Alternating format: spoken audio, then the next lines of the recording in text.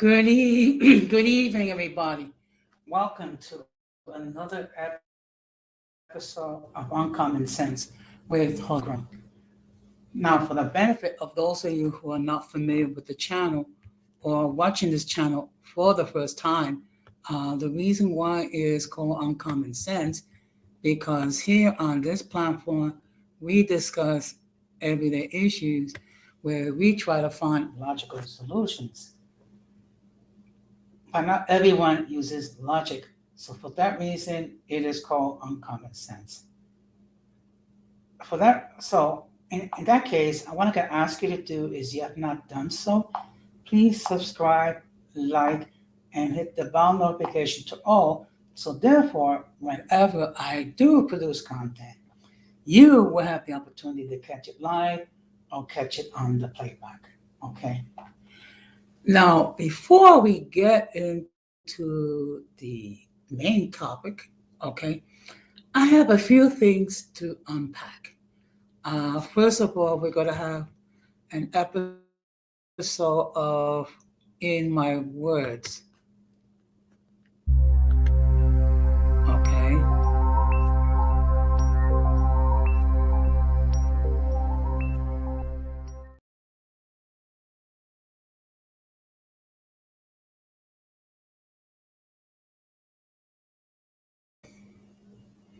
Okay. Now, we're going to start out with the following.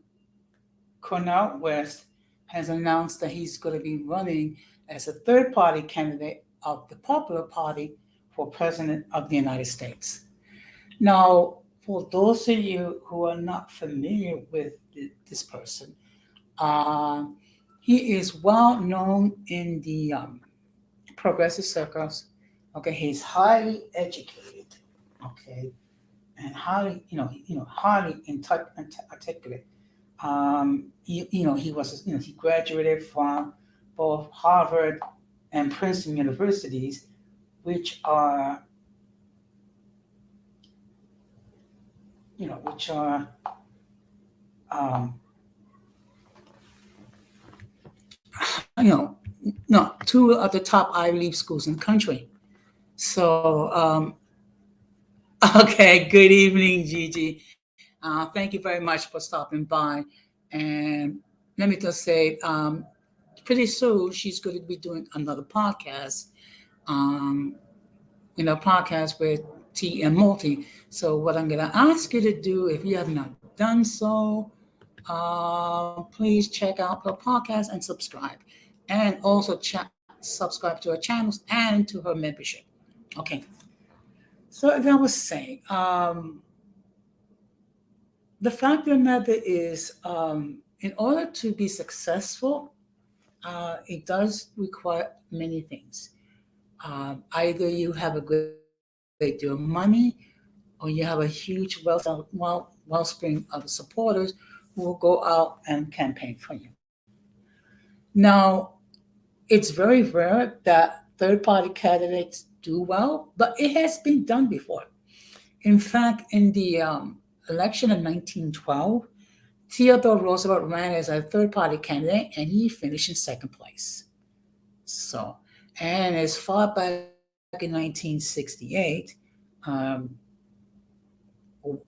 um, another third party candidate was successful in gaining electoral votes. So anything is possible.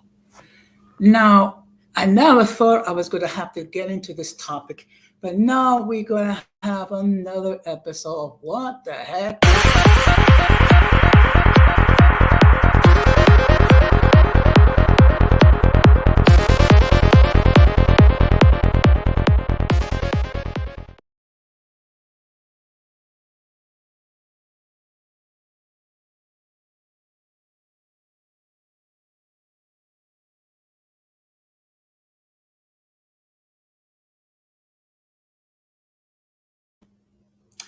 Oh my Lord. Just when I thought I was going to be able to retire this segment. Okay. Well, for those of you who are not familiar in YouTube streets, There's been a lot of chatter going around. First of all, we have Anthony Ali, for some reason, he's happy with me, talking about that I'm being hurt in my feelings and I'm online regarding what happened in this last stream. First of all, Anthony, if you're so sure that was lying, why did you private your stream? Huh? Why? Why? Inquiry minds would like to know. Okay. Now, as I stated in my short stream I did on Sunday, this all started because I decided to hop on his platform, and just so happens magic, Lanta, Mrs. Magic, was a lot of solved. I think it's just easy just referred to as the tragic one, got paranoid and with me on the panel. And when I spoke, specifically requested that we not discuss the beef I had with Magic. First of all, because that was not my purpose to get on the platform to cause a beef. Number one. Number two, I just wanted to chat with the other members of the panel. So guess what? Magic had to get feelings, and decided to share her side of the story. Okay. Good evening, Keisha. Thank you very much for stopping by, and I appreciate it. But so she gave her half truths and whatnot. So I try to give the actual facts, and before I was allowed to completely share my side of the story, I was booted from the platform without justification. Now apparently he's in his feelings because he's talking about calling me Abuelo Jose and talking about that I should mind my own business. So you mean to tell me I went from being welcome on this platform to being told my own business? First of all, I got news for you. Latinos are mixed, so I'm going to interact with those who will interact with me. Those that don't want to interact with me, they can kick rocks. Okay. So let me just get into. I'm going to say a few words in Spanish to Anthony. Usted es una persona que no tiene ninguna clase de educación. ¿Cómo es posible que tú vas a dirigir a una persona que es padre en esa forma? Especialmente cuando viene a su plataforma en paz, solamente a hablar con ustedes. Y por Yando Magic, tú vas a quitar a mí a tu plataforma. So basically, that's to say, you're so, chicken whatever, caping for Magic that you're going to remove me from the platform. Now, to bring up the next member of the circus, the future is going and had made the announcement that she's now the queen and the CEO of the Golden Spear. Excuse me? Queen and CEO of the Golden Spear? No. Okay. She has her platform and she does her content, whatever. Not you. She's the one that removed me from her platform, even not once but twice, even though I actually defended her when she was being attacked by certain individuals. But hey ho, that's her beef. Okay. Now another member of the peanut gallery is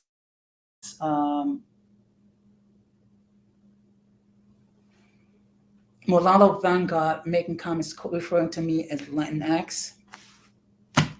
Excuse me, you got nothing better to do than you join in the stupidity? Go over there with your 2,000 subs, which most of them need your bought, and do whatever you want to do. Okay. And let's see who else. And of course, the out show. Okay. So the interest is that Gigi is a racist, Multi is trash, and Identity Without is racist, but yet he subscribed to their channels. Please explain the logic behind all that. So, I mean, look, I think it's pretty pathetic when the only way that you can actually grow your channels is by attacking people. Okay, but you know what? So, but to Anthony, Future, Magic, One Vanguard, and an appropriate music for you.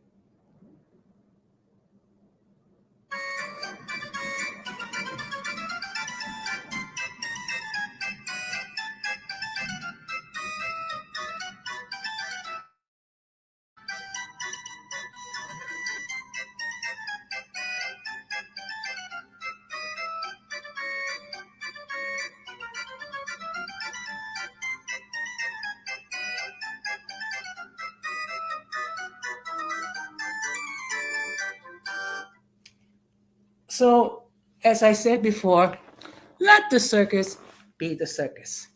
And speaking about circus, I created what I call the hole of shame. Okay, these are enter into this pitiful, pathetic um, realm, which includes the following: Anthony, get a life. Um, the future is tragic. Um, get therapy, please.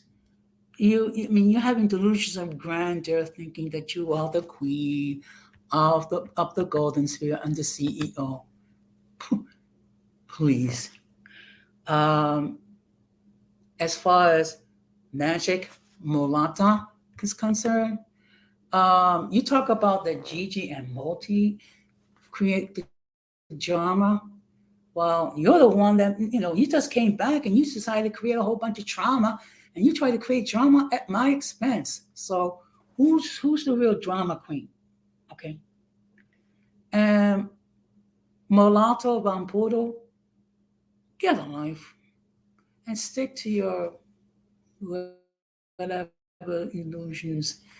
And to L, the no show, you can say you're strange about me, which I know you go to private as soon as after the air because hey, it's all theatrics as far as you're concerned.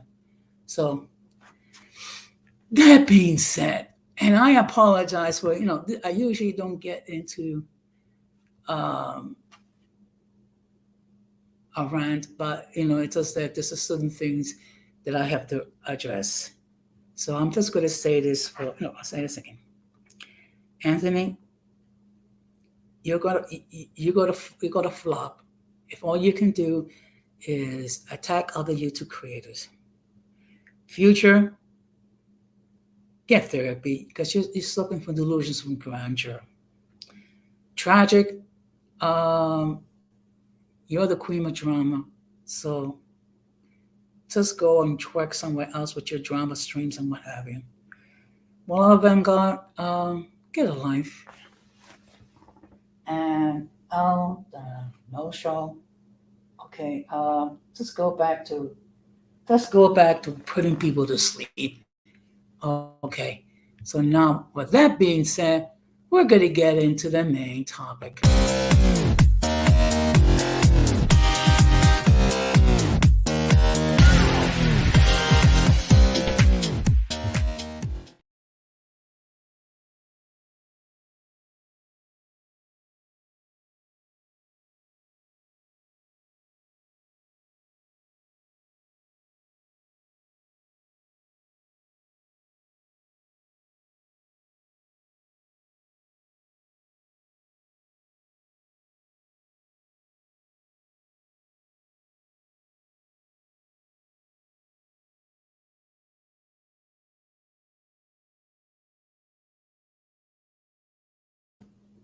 Good evening, Irby. Thank you very much for stopping by. So, and I apologize, it's just that I needed to get that crap out of the way. So now we're going to get into the main topic, which is myths regarding Latinas.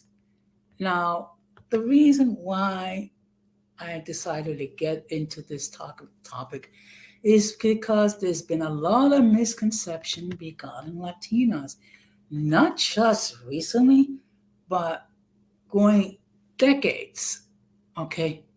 So what I'm going to do is I'm going to start with some basic myths regarding Latinas. And for this, I extend an invitation to several Latinas. All of them are very educated. All of them are proud to be Latinas. All of them um, able to express themselves. And when you try to mess with them, they'll tell you where to go. Okay. So myth number one: all Latinos are Mexican. Okay. First of all, for the benefit of those who are poorly educated, or maybe they've been listening to the future is rust, or they get the information from a lot of Puro. There are over 20 Latin American countries in between Mexico, Central America, and South America. Okay. So, and not Latin American countries are the same.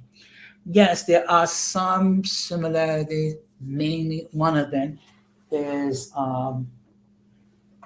the fact of the matter is they all speak Spanish. Okay. Also, they were all part of the Spanish Empire, and of course, we got some idiots who think that the Spanish Empire is going to be resurrected. That's not going to happen anytime soon. Good evening, Sophia. Thank you very much for stopping by. So that's the first myth that which we have to do with, is that not all Latinas are Mexican. Myth number two: all Latinas are submissive. No. First of all, women are they have different attitudes, they have different mindsets, they have different philosophies. Okay. And the reason why we're getting this is partially because of a group of people called the Passport Bros, who go to places like the Dominican Republic, uh, Colombia, uh, Brazil, thinking that Latinas are submissive. I happen to know several Latina YouTube creators. Okay. Um, Sweet, yes. When you approach them with respect. Articulated, yes. And if you get out of line, they will put you in your place. That is that is for sure. Okay. Another myth is that all Latinas are Catholic. Okay. Now, in all fairness, okay. Well, thank you very much, Sophia, for stopping dry. Maybe you can catch it on the playback. Thank you very much. Um, Now, it is true that in many of these countries, one of the main religion is Catholicism. Okay, but the fact of the matter is, you have Latinos who belong to Pentecostal churches. You have Latinos who are Muslim. You have Latinos who are into like folklore religious practices, such as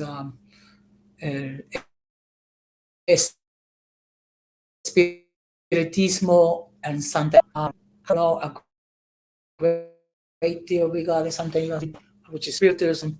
Um, I don't know. The only thing I know about Santeria is that basically what it is the worshiping of certain gods, which originated from Africa, in the form of Catholic states. Okay, that's the extent. And if there's anyone that's into Santeria, if that's wrong, please correct me because I don't want to misquote you. And I'm not here to cast any aspersion regarding anyone who has a different religious philosophy other than I do. Okay. Another myth is not all Latinas maids, okay, and housekeepers and whatnot. The fact of the matter is, you have Latinas who are educated. You have Latinas uh, who are doctors, lawyers, politicians, um, heads of business, and things of that nature. So the whole belief that they are all maids and housekeepers and home attendants and whatnot. Now, in all fairness, one of the first jobs that many Latinos enter pursue is work in the service field. Okay, as far as maids, home attendants, and things of that nature. So, okay. So, another myth is that Latinas are all nothing but sex kittens. Okay. So, okay, let's keep it real. There are some Latinas which are very, how could I say this? They're very passionate and sultry and what have you, but not all of them. Okay. Also, not all Latinas dress alike. Okay. And then all Latinas speak in the same way. While all of them, the majority of them do speak Spanish. One thing you have to bear in mind is that certain words have certain meanings. Yeah, some of them are spicy. I don't know. I don't know. I would say all of them. And if there are any Latinas watching in the clouds, by all means, please, and I mean please, express share your views. Okay. Um, Another is that all Latinas have hot tempers. Okay. Let's clarify that. Okay. You have certain people who are short tempered. That's a fact. Okay. But if the Latinas seeing hot temper, it could be because of a legitimate reason. Okay. So I would not say that. Some ladies are short tempered. Okay. Others are very patient. Okay. Now, what I'm going to do is I'm going to share, I'm going to try to share something. First, this is something that I came across. Now, unfortunately, the Latinas that appeared in the movies, going back to the 20s and the 30s, they all come across as sexually promiscuous or sexually provocative, whatever. Or if they're not sexually provocative, they came across as um, maids and servants and what have you. And another stereotype that we created regarding Latinas is that they need someone like a Caucasian person to rescue them and save them and provide them a better life. Okay. Uh, Latinas, some of them are very, okay, they're very, they can overcome many trials and tribulations. So what I'm going to do is I'm going to see if I can share this video clip. If my computer will decide to cooperate. Okay. And I just want to say free use, free use, free use. Oh, I'm sorry, fair use, fair use, fair use. So let me just.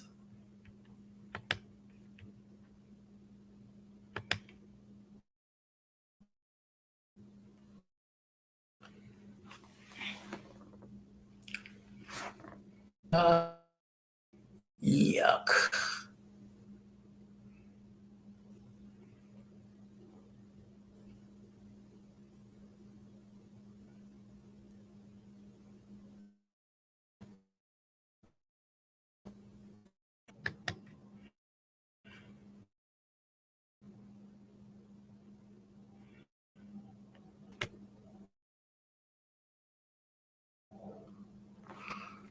I apologize for the delay because, okay.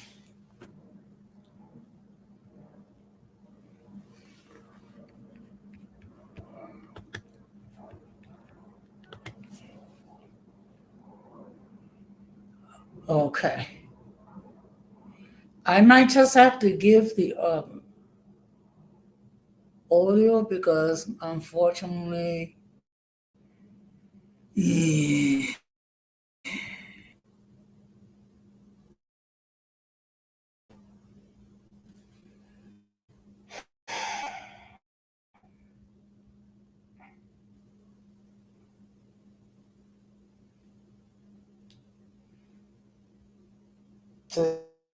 Just bear with me.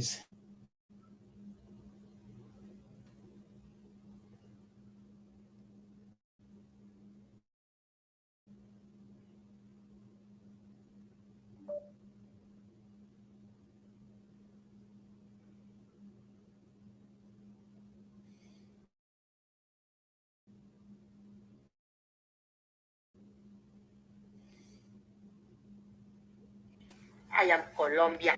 My country.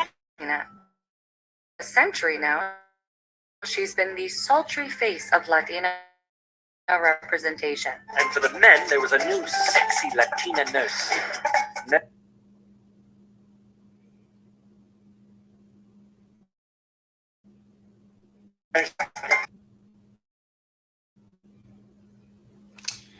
Oh boy.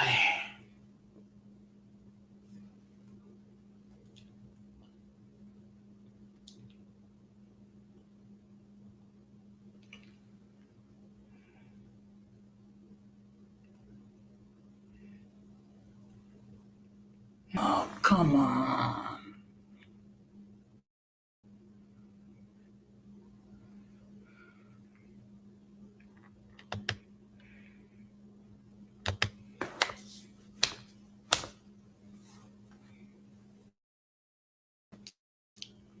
That's fine.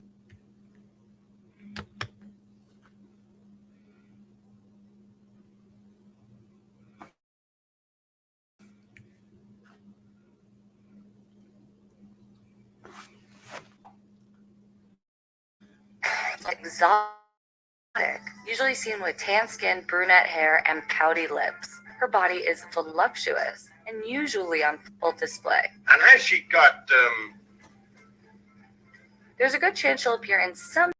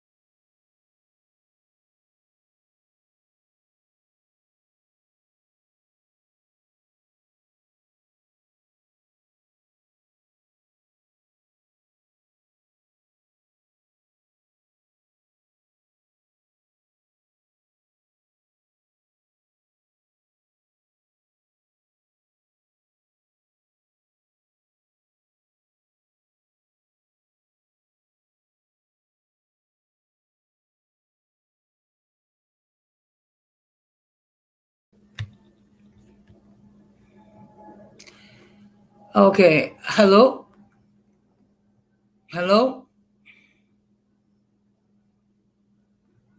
hello. Okay, I apologize. You know what? What I'm gonna have to do is I'm just gonna have to play the audio only because this is gonna be one of those nights, and I don't want to like.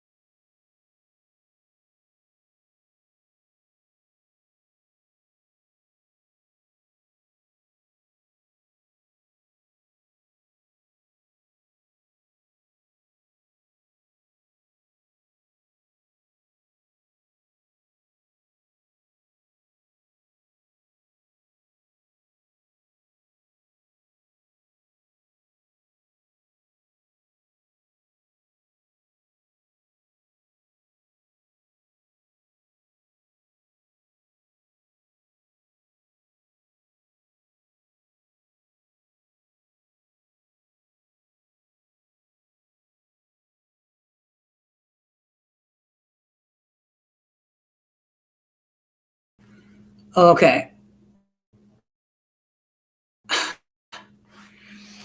I apologize, people. It's going to be one of those nights. Is having a hello, hello.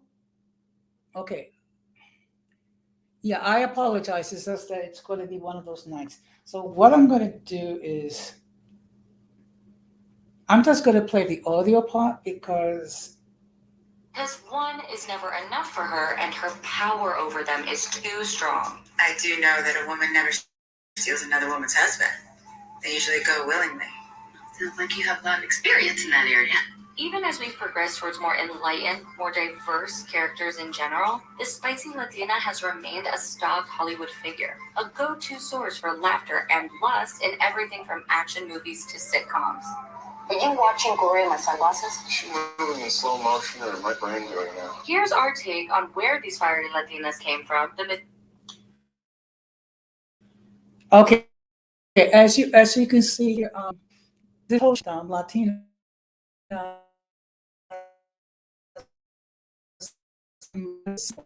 long time. Okay, so that's the reason why we're having this stream. Okay, Men for having. excuse me. Now she pointed. Okay, I apologize. It's okay. Okay, let's continue. Here's our take on where these fiery Latinas came from, the misconceptions they've created, and why they should likely be extinguished. They call me Cha-Cha, because I'm the best dancer in Sagebird and Dance. With the worst reputation. Yeah, that's to give you an idea. Um, Now the video is like 23 minutes long, so I'm not going to play the entire video, but I am going to show some audio parts just to give you an idea.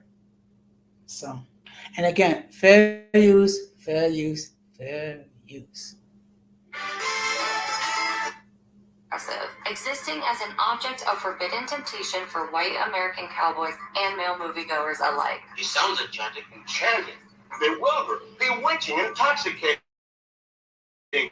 Devastating. Like Carmen, they were exciting but untrustworthy. Falling in love with them was usually a mistake. My fiancé. Your fiancé? It's going to be just too bad. For one of us. Hollywood's perception of Latinx people changed with Rudolph Valentino, the silent film star who introduced the idea of the Latin lover. Even though Valentino himself was Italian, Valentino was dark and handsome, albeit no less dangerous, considering his ability to seduce and conquer women, luring them into often doomed affairs. Valentino's performances in films like The Sheik and Blood and Sand made him one of Hollywood's earliest sex symbols, and created a craze for other so-called hot-blooded Latins. Among them was... Now, as you can see here, unfortunately, this stereotype does not even apply to Latinas, but also apply to Latinos. Okay, Now, tell us as a fun fact, not all Latino men are promiscuous and what have you, but those are the stereotypes that you know that's been invented for a long time. Dolores del Rio, who was brought to America with the explicit aim to make her a female Valentina. Although projecting a greater sense of refinement than those early cantina girls, Del Rio still largely played beautiful, exotic dancers and singers who seduced the white men, who usually had to liberate her from her Latin fiancé. Don't tell me anything so 18th century as a family arrangement. We do things so in my country. And I'm going to institute some radical. Yeah, well, now what I'm going to do is also going to just hop forward.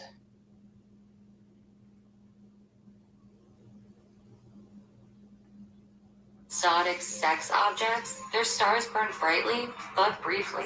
With Rita Moreno's turn in 1961's West Side Story, a new spin on the spicy Latina emerged. We won't die too, till we know you better. Moreno's Anita is scrappy and headstrong, an independent woman who speaks her mind and stands up to her man. I think I go back to San Juan. I know what boat you can get on. Her role earned widespread accolades and even an Oscar for Best Supporting Actress. But as Moreno herself noted, it gave her the confidence to turn down more stereotypical Latina roles, which led to a 7-year lull in her career.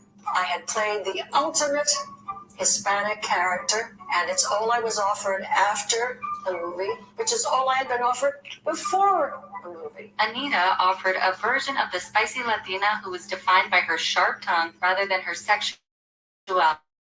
If one of you was lying in the street, bleeding, I'd walk by and spit on you. And who refused to be pinned down by her race. I met a Now, unfortunately, this is where it gets another stereotype, which is Latinas tend to be very worthy. Okay, now I prefer to think of it as Latinas actually expressing a point of view. Okay, which is not no problem. Okay, and thus as a fun fact, any man secure in his masculinity should not fear having a woman who is freely express her views and also may disagree with you. Okay. So let us continue. American girl now. I don't wait. But throughout the 60s and 70s, the spicy Latina continued to be a foreign stereotype, a figure of lust, or comedy, or both. Ay, mama! When? It is time you learn to trust me. What? No? When? In the 1980s, another Now, of course, in the 70s, we had Charo, who was a woman from, I believe, Spain or, famous for the Gucci, what have you, and what have you. So let us continue. facet of the spicy Latina emerged. The tough Latin woman whose hot-blooded temper can turn downright deadly. I only need to know one thing. Where they are. Anytime, anywhere. Although she was played by the Jewish actress Jeanette Goldstein, Vasquez in 1984's Aliens became the archetypal tough Latina, fearless and smartass, and a bit of a tomboy. You're state for a man. No.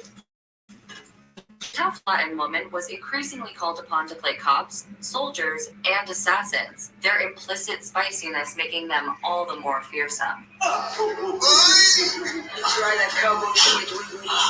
You can kiss this. But even in positions of power, backstories were every bit as reductive. From a rough neighborhood, an impoverished working class background that toughened her up, forcing her to learn how to defend herself. Okay. Now here is another stereotype, which is all Latinas come from rough, crime-ridden, economically poor neighborhoods. Okay. In fact, we know that there are some Latinas who come from middle class or even upper middle class community.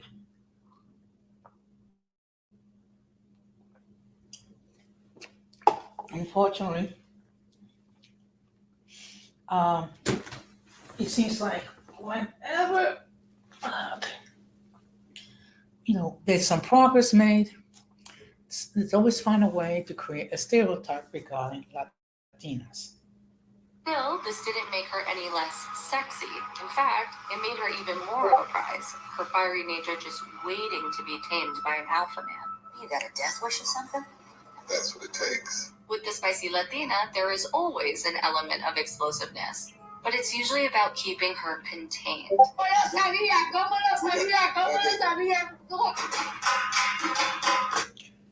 Yeah, well, you see, this is the problem. Another problem is that Latinas are like it's like a wild stallion that you have to break. Okay. And again, that women come in many shapes and in many forms and many expressions. So let us continue.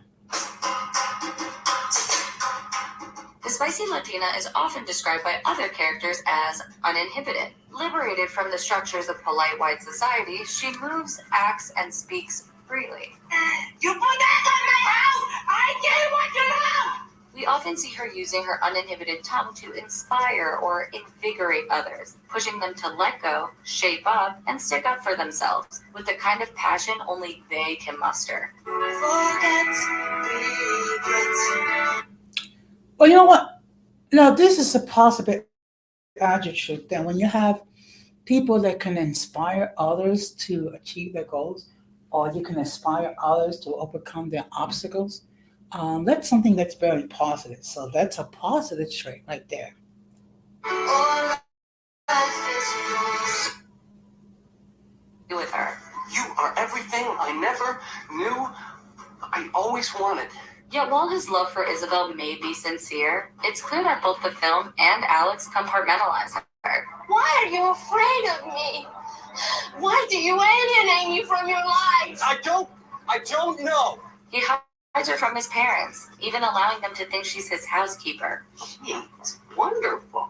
Of course, there must be a lot of good help around here, just being so close to Mexico. It's a relationship that's built on Alex exoticizing her rather than fully embracing her as a person. Fool's Russian is an example of what Vice writer Alex Zaragoza calls the life-changing Latina bombshell trope. She is fiery and sexy, and, for some reason, loves boring white guys. And she stands in contrast to a more super as proof that the more difficult road leads to greater happiness and seeing the world with new eyes. Are you kidding? They are great. I had no idea that families actually talked at dinner. The life-changing Latina can also be found in 2002's Made in Manhattan, where a white politician, played by Ray Fiennes, falls for Jennifer Lopez's hotel maid, Marissa. Marissa isn't spicy per se, especially compared to her coworker, Stephanie. It's complicated. What kind of answer is that? Honest? What's complicated between me and him would be unhooking my bra strap. But Marissa represents another common aspect of the spicy Latina trope, which finds white male characters gushing about how real the Latina is compared to the fake, usually white women in his life. Who the hell is she? I'll tell you who she isn't. She isn't like anyone I've ever met before. Okay.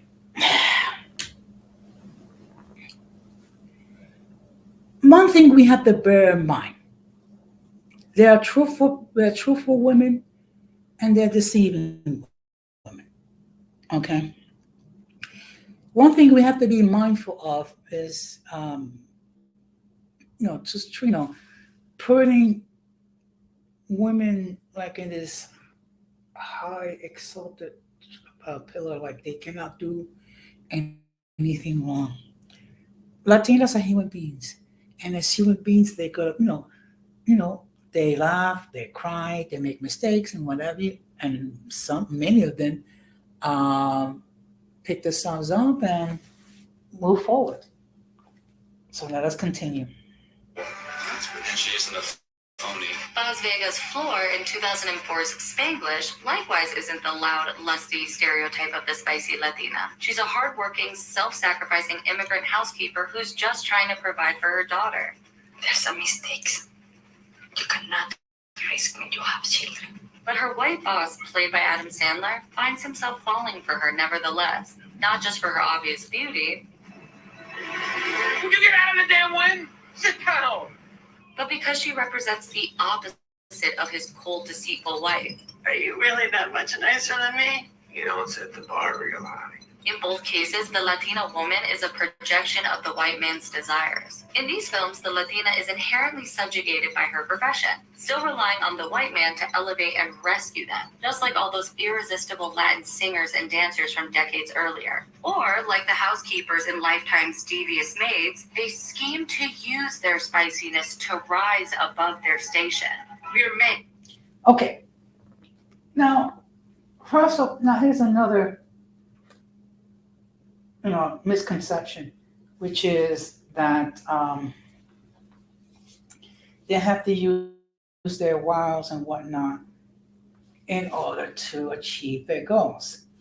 Okay, and again, let's make it perfectly clear. We have women politicians. Okay, we have women who are in industry. We have women, in sports and what have you. So we do have women who have achieved great things. Unfortunately, you have certain people that still cast women, Latinas, as sex kittens or maids or home attendants or servants and what have you, not as women who can achieve great things. Okay, these are ladies that have their own minds and whatnot. They're not a bunch of sex kittens. Okay, unfortunately, there's going to be certain people that no matter what, they're still going to hold the belief that Latinas are a bunch of sex kittens or housemaids or what have you. So we're going to continue with the audio because unfortunately I cannot share my. And we're not messing around. Writing for Refinery 29, Cecily Bowen suggests that this reflects how we see these women in real life. They are most useful when they are invisible, and if maids aren't acquiescing to the desires and ambitions of those who do have to interact with them, they're villainized. The spicy Latina is defined by the role she plays in other characters' lives, and it's often the only role she's given. Half the time I'm some stereotype that they're making fun of. The other half of the time I'm just invisible. You know what? Maybe that's the point. The first time you saw me, I was cleaning your bathroom floor, only you didn't see me. The persistence of the spicy Latina trope dovetails with an overall lack of Latinx representation on screen. A study of the 100 top grossing films from 2007 to 2018 found that a mere 3% featured Latinos in lead or co-lead roles, and at least 5% of those went to Cameron Diaz alone. Of the women in that group, 35.5% of those characters were found to be hypersexualized. But of course, you need statistics to tell you that. In movies and on TV, in music, in commercials, even while reporting the weather, the Latina has long been objectified and fetishized, her worth reduced to her sex appeal. Our academy is more diverse than ever before, both in front of and behind the camera, resulting in a greater diversity of storytelling. For all of its negative connotations, this has opened some doors. Jennifer Lopez built her career on being sexy, and she's leveraged it into a wildly successful empire that encompasses acting, music, fashion, and political activism. Still, that hasn't stopped her from being reduced to a spicy Latina in articles and interviews, or critics from deriding her Super Bowl halftime show with Colombian singer Shakira as porn. Salma Hayek has faced similarly demeaning attitudes, telling the London Times in 1999, I'm sexy or beautiful, but it would make me even happier if people could see me beyond sexy because there's a lot more to me than that. She went on to prove it by launching a career as a director and producer, including developing the TV series Ugly Betty, which challenged those sexy Latina stereotypes, even as it occasionally leaned into them. Isn't this place hot? Yet on screen, she's still often reduced to playing the exotic Latina bombshell. So sexy. What are you? Okay, well, Oh, we got Denise. Good evening, daughter. How you doing tonight? Thank you very much for stopping by. Now, we're talking about the myths regarding Latinas, okay? And you're the first Latina to appear, so I really appreciate it. Um, Now, I know you, Denise, you have dealt with some stereotypes as well. Okay. Que Dios te bendiga, hija. Okay. Well, you know what? Okay. Well, yeah, I keep remembering it's a 3 hour difference between here and Los Angeles. Um, but in any case, what I was just doing, I was just showing, okay, actually, audio regarding a video that I seen regarding the so-called spicy Latina. And one thing that we have to deal with, unfortunately, is that Latinas have been fetishized and looked upon as sex kittens and whatnot for many, many years. And the sad part is that when it comes to the film industry, uh, not many Latinas play major roles. You don't see too many Latinas um, as the um, as the lead star or the co-star. I mean, unfortunately, what you see is you see Latinas who are either maids, housekeepers, cleaners, or they're like 3 or 4s, and we all know that Latinas, they're very intelligent Latinas. They are industrious Latinas. Okay, and the fact of the matter is, um, from what I'm able to see, and Denise, if I'm wrong, please correct me. Okay, which is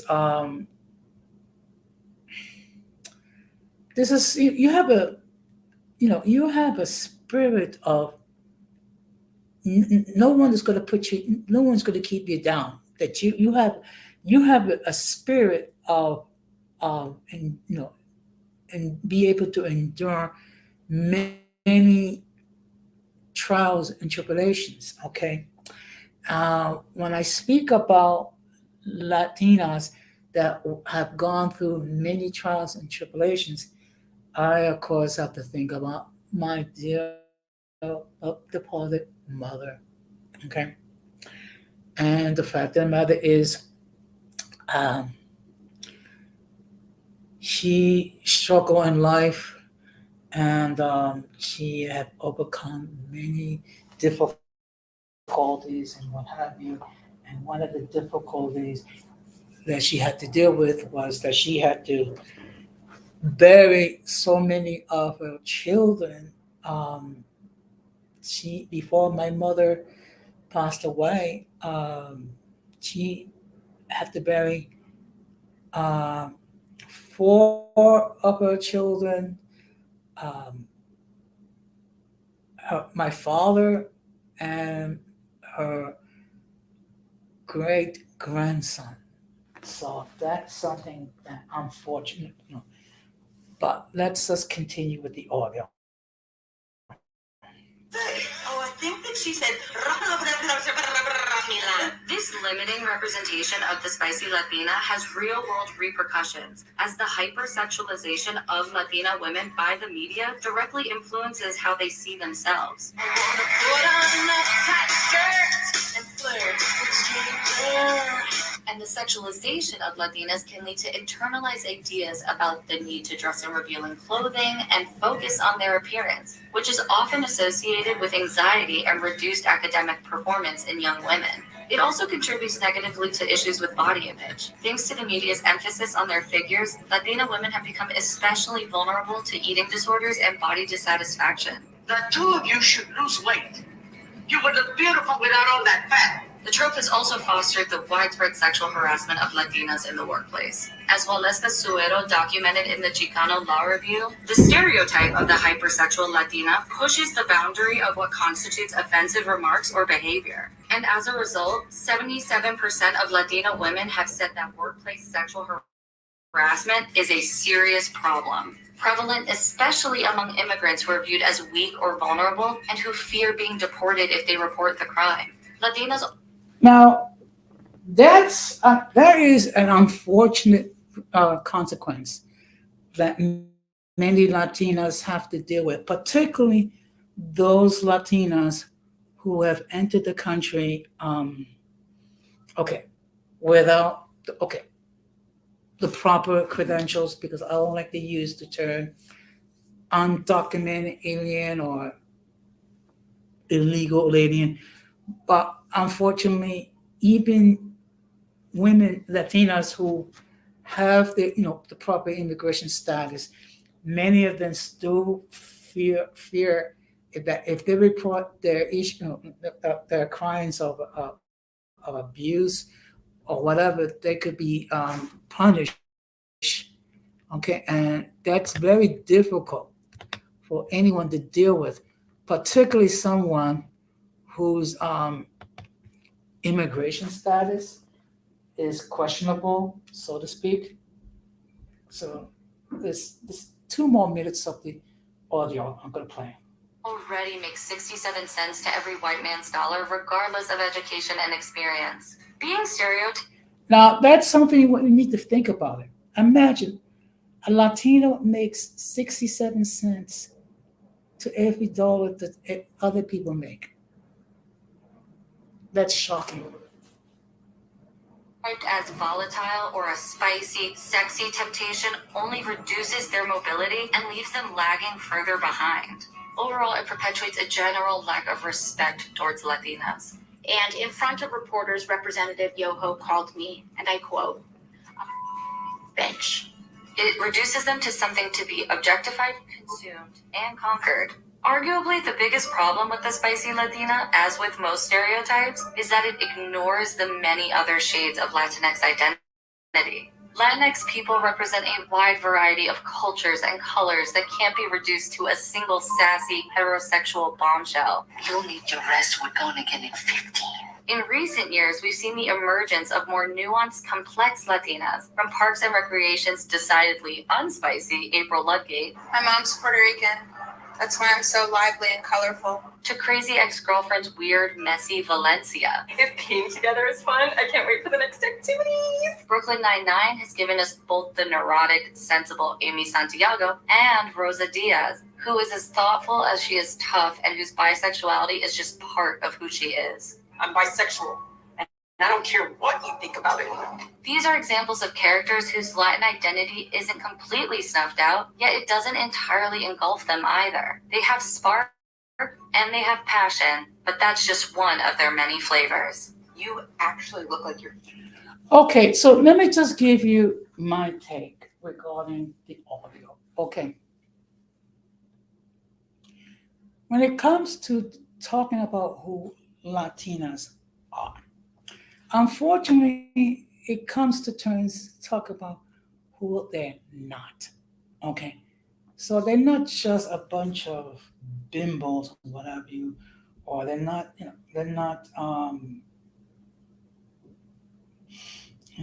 all maids and what have you. I mean, but unfortunately, these are the stereotypes that that exist, and unfortunately, many stereotypes take a long time to retire.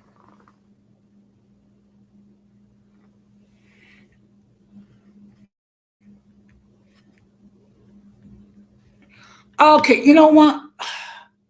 That is a good question, and generally I don't like to use the term Latinx.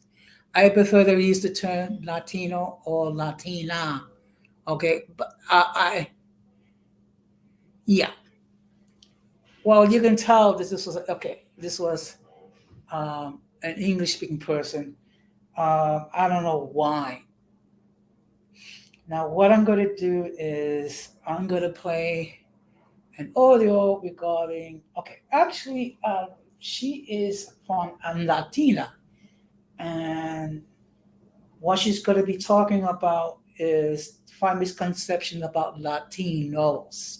Okay, so we're not going to use the term Latin act. We're going to use Latinos, but they still apply regarding Latinas. And just to let everybody know, fair use, fair use, fair use.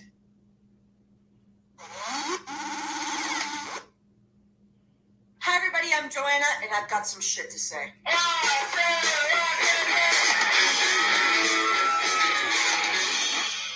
I have made it my duty to clear up some common misconceptions about my people. My people being Latinos, not redheads, because they are the devil. Contrary to what the media may have you believe, we aren't all maids, cholos, pitbull fans. All I do, talking Spanglish over tracks and look at butts. And we definitely don't dress like whatever this guy wore for Cinco de Mayo. You look like a Brad, dude.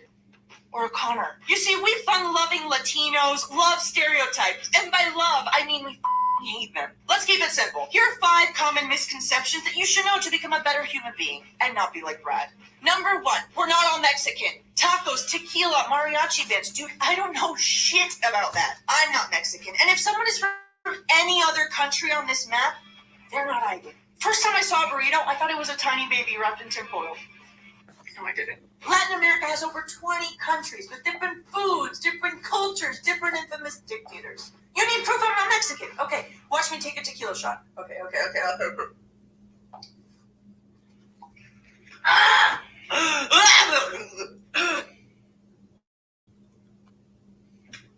Number 2, Latinas are not all tan, voluptuous babes. Maybe you already noticed that. Sorry. Someone once compared me to that chick from Brave, who pretty much looks like an adult Cabbage Patch doll. That hair is on point, though. I've been on so many blind dates where the guy's been like, "You Joanna?" Not what I was expecting. Mainly in the boob area and in the ass area. Those two are not performing to my standards. Number 3, we don't all have fiery personalities, okay? Just because you told me that you were going to arrive between 9 a.m. and 3 p.m. and you arrive at 4:30, Mr. Cable Guy, I think that gives me enough excuse to get a little bit fiery, and you best believe I'm not going to be paying full price up in that shit. Sorry. Can we just skip this one? Number 4, we're not all religious Catholics. Dios mío santísimo de la Virgen María, de la Virgen de Calcuta, de la Virgen... I just said a lot of virgins. That's all I said. Sure, 69% of Latin Americans consider themselves to be Catholic, but that still leaves 31% of us who don't have a clue where to find those Jesus candles, or how they're made, or what their powers are. We've got all different kinds of religions, okay? I mean, I'm Jewish. I practice it all the time, or show up to temple, or remember when the holidays are, or where did I put my menorah? Number 5, we're not Spanish. Spanish is the language we speak, but not where we're from. You see, Spain is really far away. Also, they speak really well.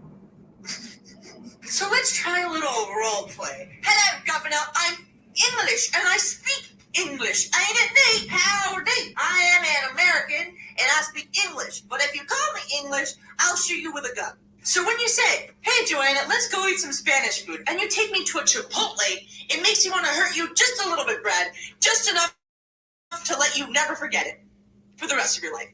Brad, you suck. But these are just 5 misconceptions, all right? So if you have anyone that always gets you that I didn't cover, leave it in the comments below. Let's talk about it. Seriously, I really want to talk to you. I'd like to have more friends.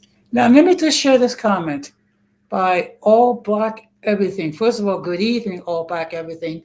Thank you very much for stopping by. And Afro, thank you very much for stopping by. But I agree that there are misconceptions that people who are not Latino make towards us. So there's other groups, there are instances where they perpetuate those misconceptions. Okay, I'm not gonna lie. I mean, you do have members of the Latino community that are pushing the narrative. Okay, I try not to do that because, first of all, I don't want to contribute in any way, shape, or form as far as the misconceptions regarding Latinas or Latinos. Okay, and basically, what I'm just trying to do is trying to educate regarding Latinas so people can have a different perspective, okay, which is what we all need to do, okay. Now, is this in any way? And hey, Multi, thank you very much for stopping by. Uh, tonight's okay.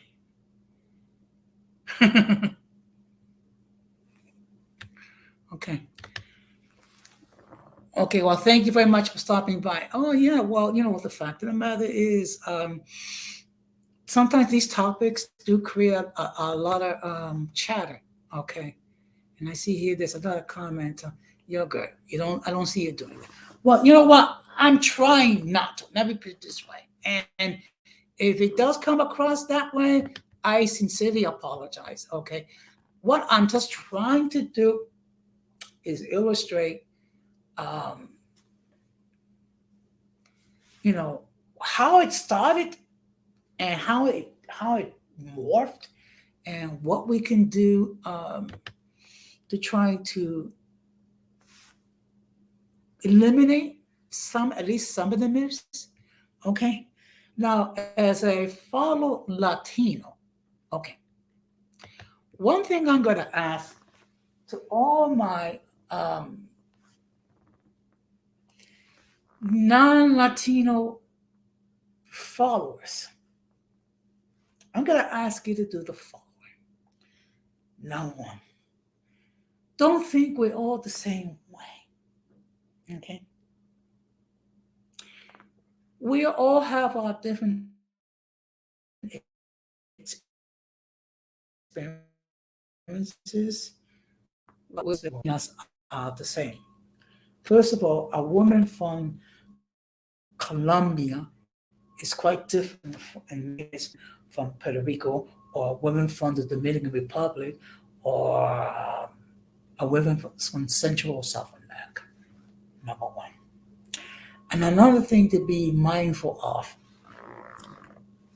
when it comes to speaking to Latinos in general, not just women, but Latinos in general, be mindful because certain words can mean certain things.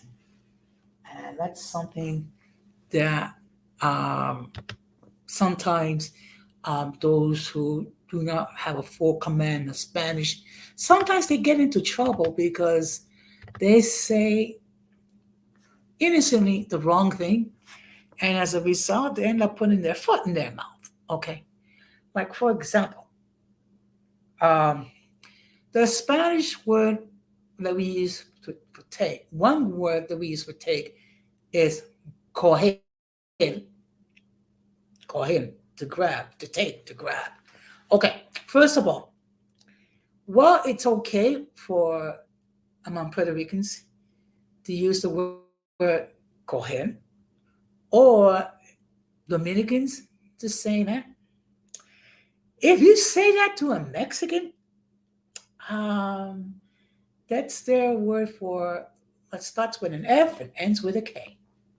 Okay, and it sounds like tuck. And I'm not going to say it, but I think we all know that.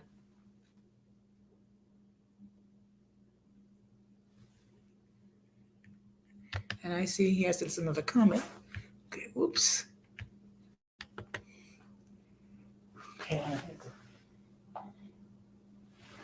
I think the reason why most think you guys are the same is one, they're ignorant, and two, the ones that are aware, there are too many ways to tell you guys apart besides language. Okay. Well, there are, okay, this is how I will look at it. Okay. There are ways. Okay. First of all, the colloquials. I mean, those of you that been with Latinos, you can tell the difference between a Dominican and a Puerto Rican and a Colombian and someone from Panama. Even language is tricky. If you do not know Spanish, you would tend to think it's all the same. Yeah, You know what? That's true. That's true. Um, what what I would encourage anyone that's thinking of going to a Spanish speaking country, any Spanish speaking country, number one, try to pick up some of the language. You'll be surprised how far you would go if you can say some Spanish words and not just the curse words, okay? Number one. Number two, try to get familiarized with the culture over there. Okay. Now I have been fortunate because I have visited in my time Colombia, Panama, Mexico, Puerto Rico, and the Dominican Republic. And one thing you bear in mind that Caribbean Latinos are different from, say, Latinos from Central America or South America. Part of it has to do with culture, part of it has to do with the history regarding their countries.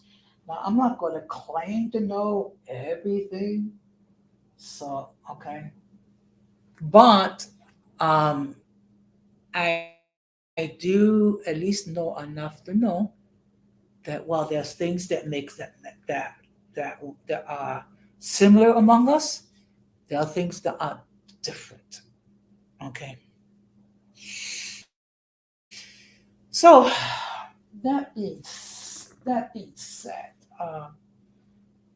I I have hope that some of the other um, Latinas will hop on the panel and share what are their perspective, what are their misconceptions they have to deal with.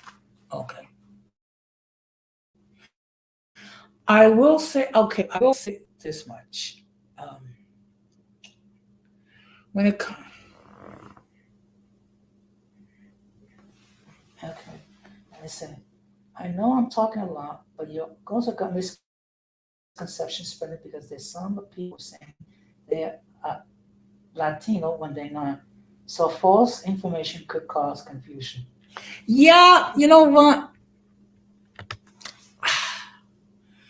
You're okay. One thing we have to bear in mind. Um,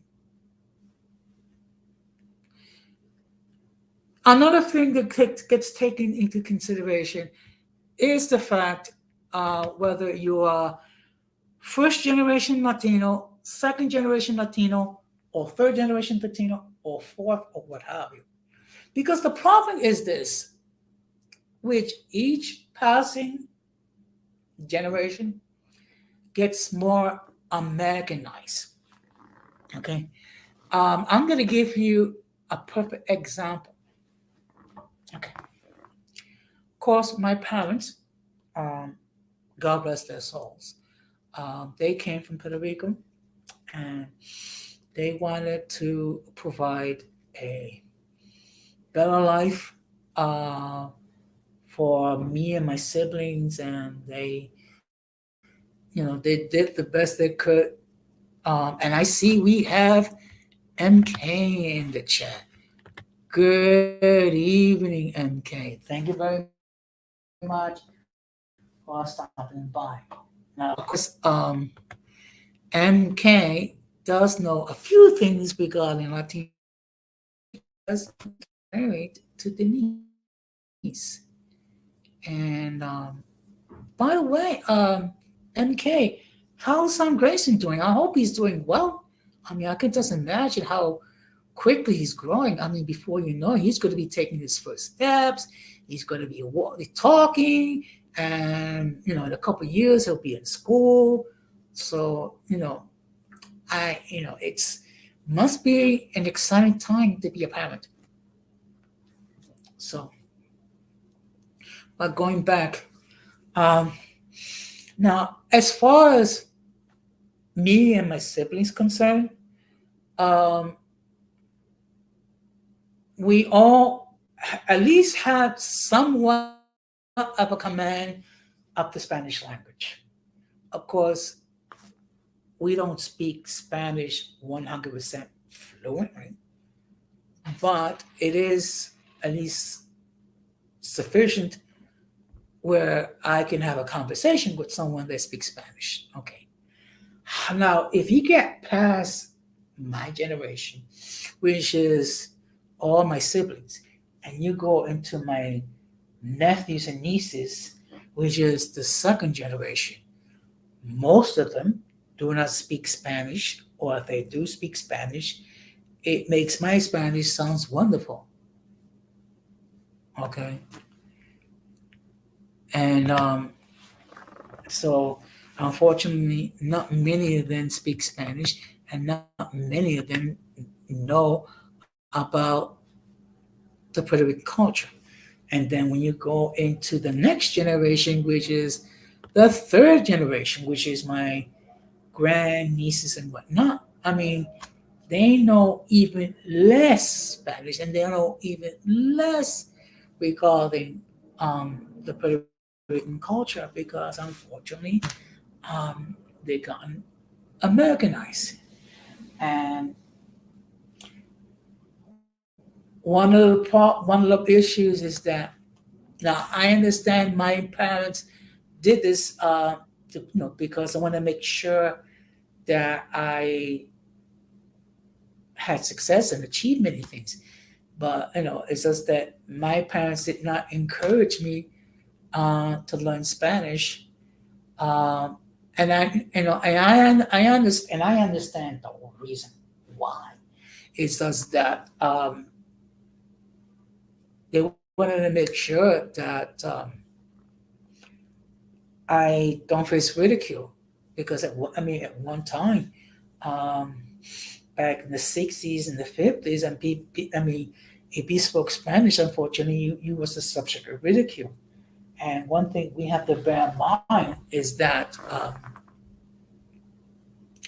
at one point it was a crime simply to have the Puerto Rican flag, and in fact, you could have gone to prison simply for having the Puerto Rican flag.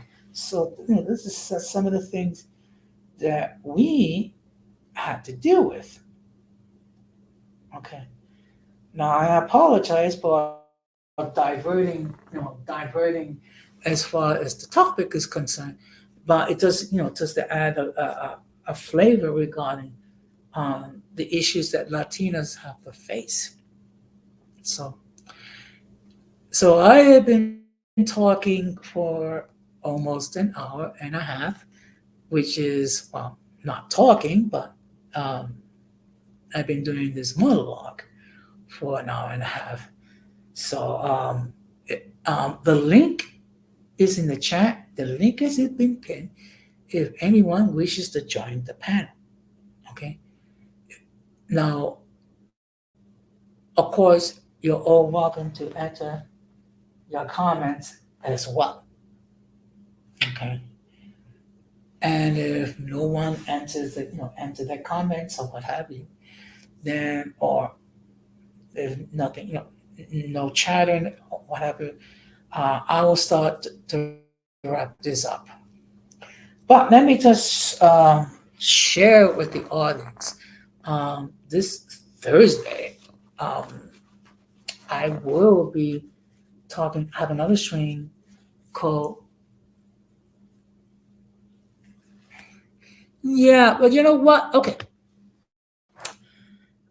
I think it has to do with whether they're first generation, second generation, or third generation.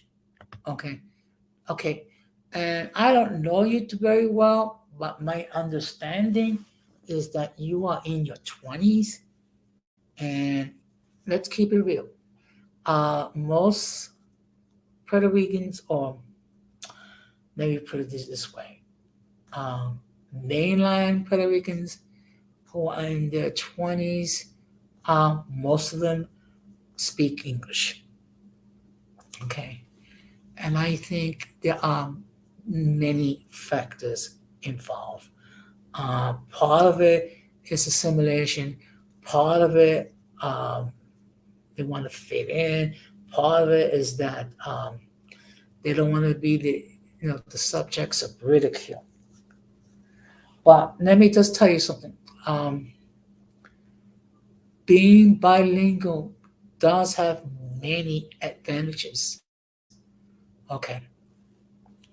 First of all, um, there are areas uh, where you're going to be dealing. Okay, yeah, well, obviously, okay, obviously, if they were in their 20s, they were born here, they was most likely second generation or third generation. Okay, but just to give you an idea, I'm first generation, and I'll just give you um, an example of my Spanish.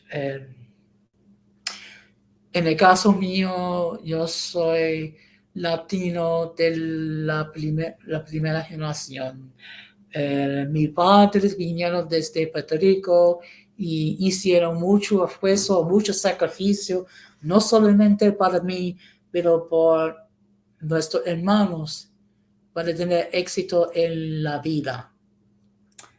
For the benefit of those of you who do not speak Spanish, I just simply stated the fact that my parents they sacrificed a great deal in order for us um, to achieve and be successful in life.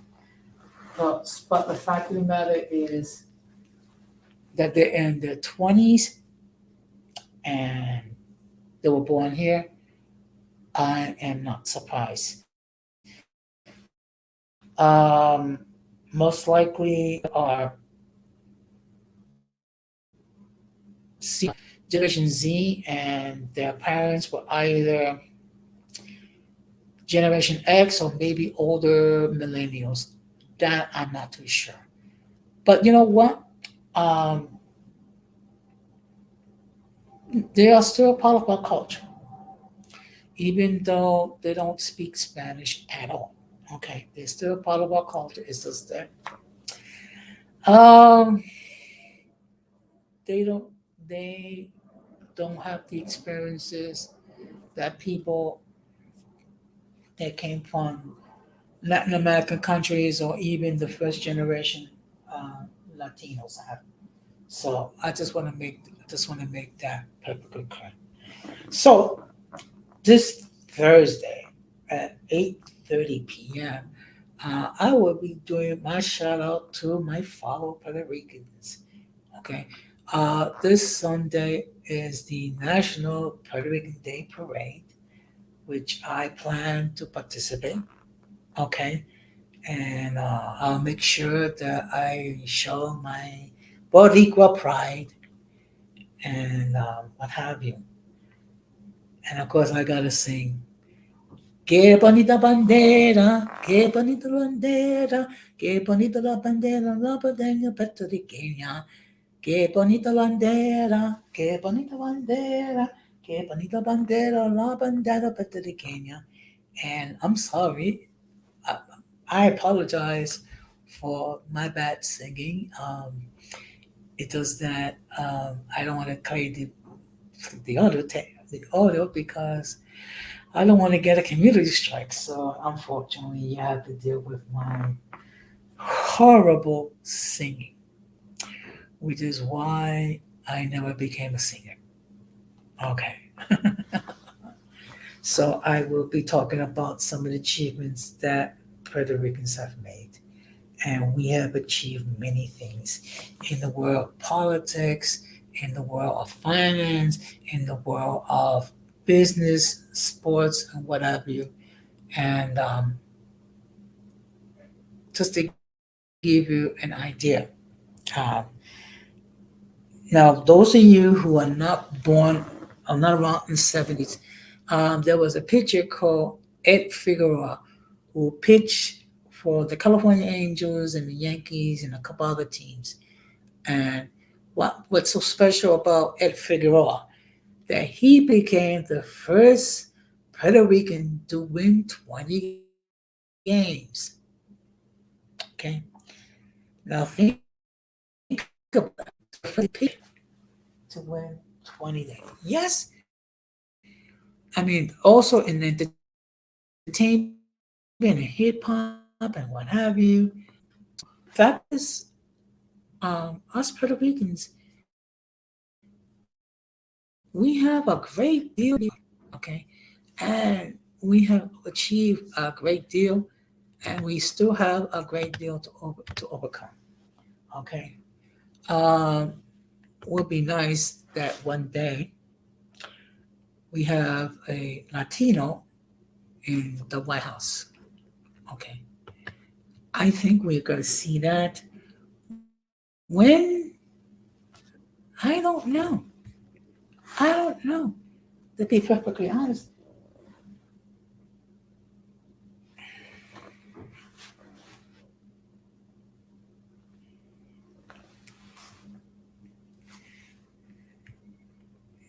okay, I don't know. Okay, now I'm a little okay. Let me see. Let me see the comment.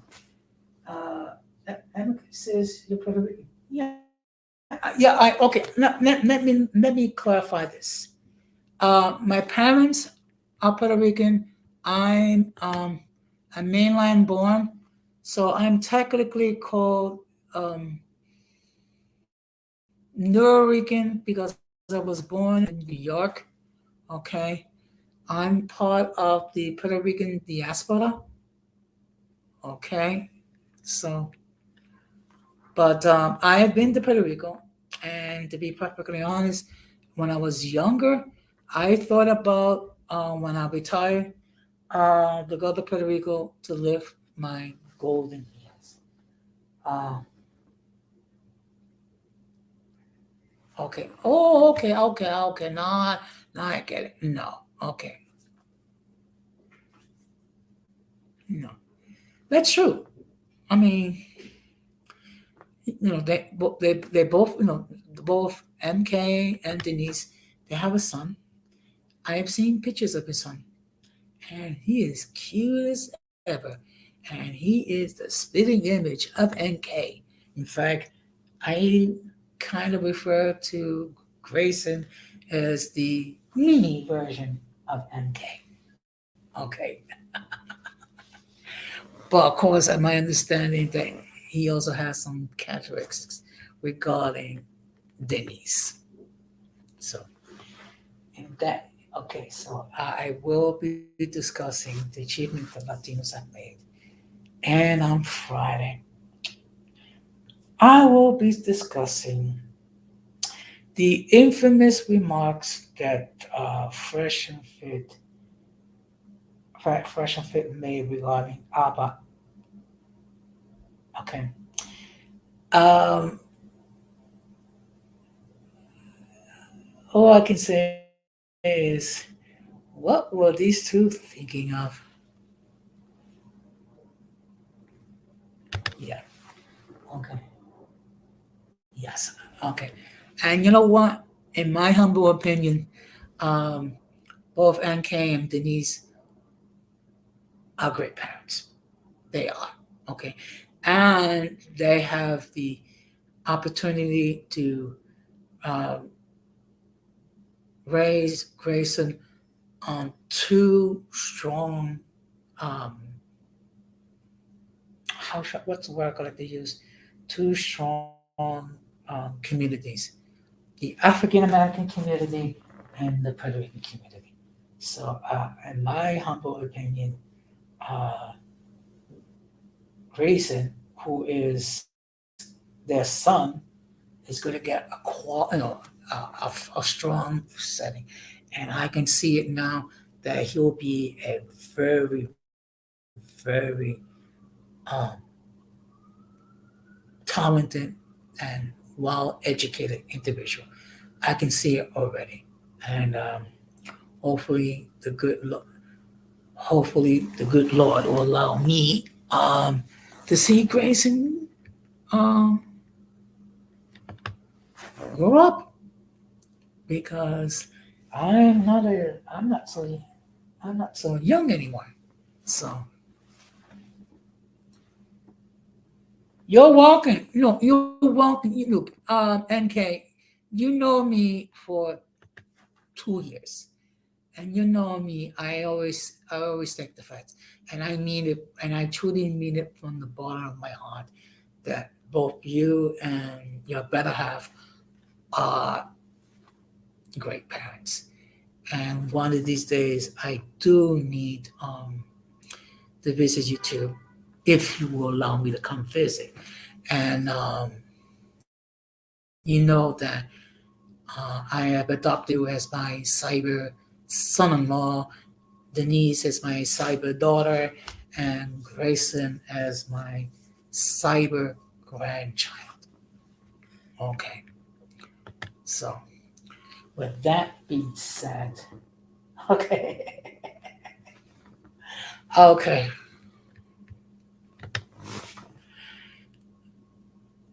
okay. Oh yeah, okay. So I wonder what you prepared for dinner. Okay, okay. I'll let you know. I'll let you know, and then we'll talk. Okay. I don't know, Denise, if you wish to join the panel or you wish to express. Um, Let me ask you a question, Denise. What some of the misconceptions you had to deal with as a Latina? Because the fact of the matter is, you was born and raised in Puerto Rico, and you moved to Los Angeles when you were considerably younger. So, is there what some of the misconceptions that you personally have to deal with as a Latina? Okay, now I did talk about some of the more obvious misconceptions, um, among being that they're all Mexican, which we all know they're not. Okay, hmm, interesting. So you made Brussels sprouts salad with blueberries, sunset almonds, poppy seeds, vinaigrette. Yeah, you know what? That is so true. Okay, that is so true. And unlike some of these ignorant people, I have personally traveled to several Latin American countries, so I can say with absolute certainty that not all Latinos are the same. Okay, and one thing we all have to bear in mind that the experiences the Latinos have in the Caribbean are different compared to Latinos in Central America and different depending whether you're in the northern portion of Latin America or South America or the. Yeah, I agree. Yes. We as Korean Latinos nothing in common with South American Latinos or Mexicans. I agree 100%. Okay. Yes, our Spanish dialect is not even the same. You're absolutely right. Of course, you love to talk about how I sound so gringo, whatever, but it's okay. Yeah, that's true. That is very true. Okay. I mean, and you know what? And that's the thing that people they don't understand. Okay. Okay. And the fact of the matter, okay, I know people are sick and tired of me saying it, but I'm going to say it anyway. When the Spaniards came to the so-called New World, okay, many of them did not bring women with them. So, of course, men, heterosexual men, being heterosexual men, they had counter urges that they needed to tend to. So, um, what they did, they um, they smashed the indigenous women, or unfortunately, um, they some of them were grape. And I see there's another comment. The spicy Latino thing is nothing than lipstick on the attitude women have, but it's only an attitude given by black women. Okay, yeah, yeah. I find, it just that it just boggles my mind. It just boggles my mind, and it's just that. Look, you have Latinas who are conservative, and you have Latinos that are not. You have Latinos that are quiet and reserved, and then you have Latino. I mean, it's like, but in any case, and as if I recalled,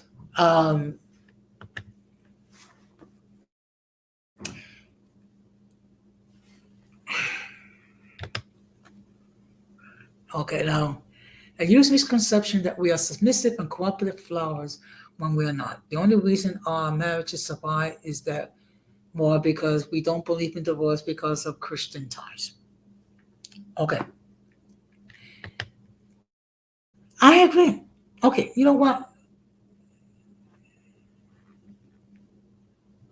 Okay, and here's another comment. Okay, if we were to be compared to a flower, it would be a flower that eats flies. Okay. Well, look, I know. Okay, I know, but then again, I'm a little bit somewhat educated. I know that not all of us are okay. I know that. Unfortunately,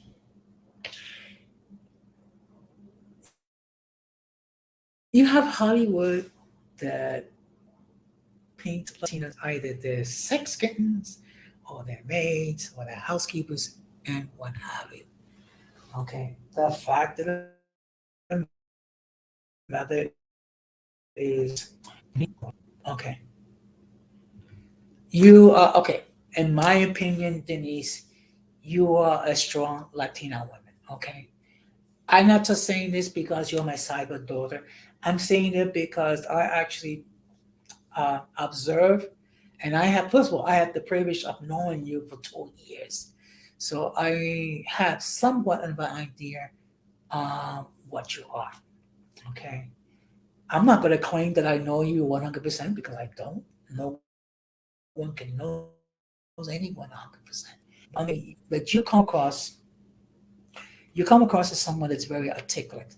You come across as someone that's very intelligent. Um, you're able to engage well. Okay.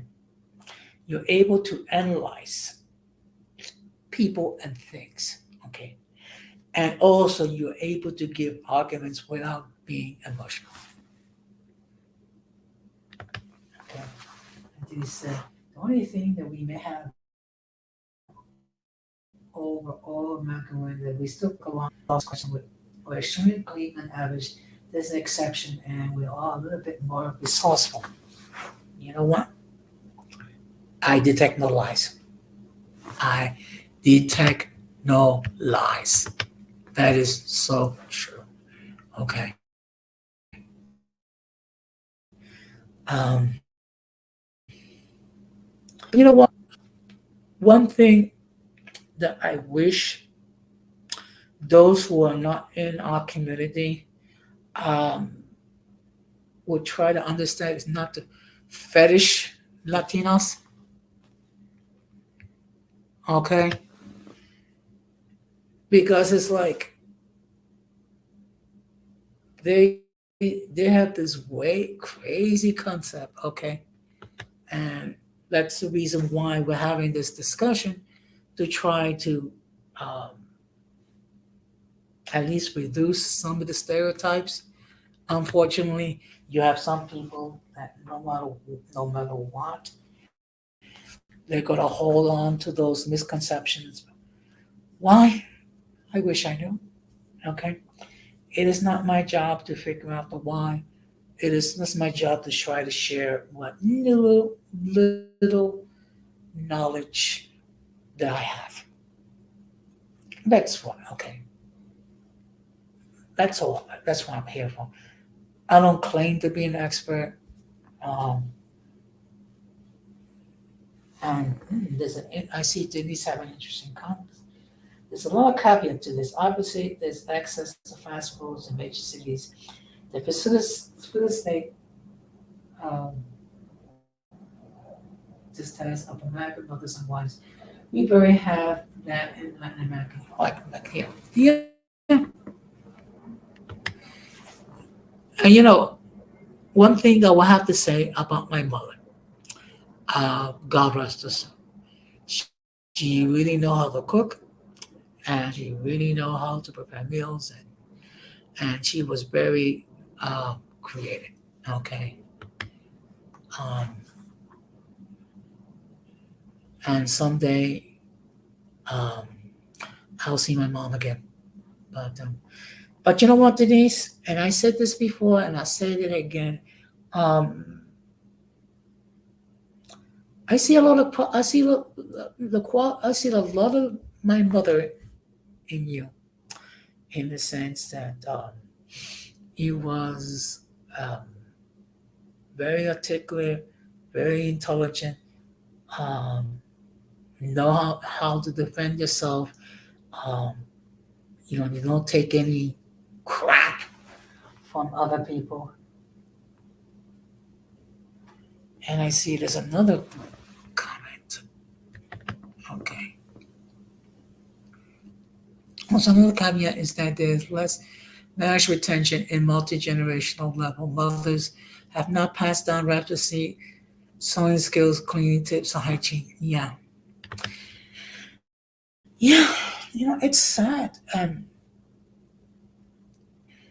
And like I said before, and I want to make this clear, I'm not attacking um, the members of my family. Okay, it's just that unfortunately, um, a lot of my nephews, um, they don't understand some of the traditions and customs that our parents and even people in my generation had. Um, if I have had children, they would have learned those things. Just that reason, okay, it wasn't meant to be.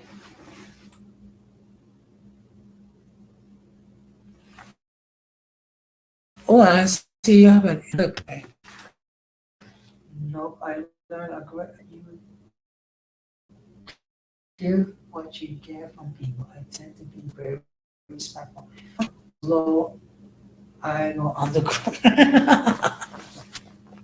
You know what? I have, I see. Okay. And one thing I have noticed um, in all the time that I have known, very few people have been able to work and intelligence. Okay, well, thank you very much, Irby, for stopping by, and good night and be safe out there. Okay. People have with you intelligently. Okay. That I see. Okay.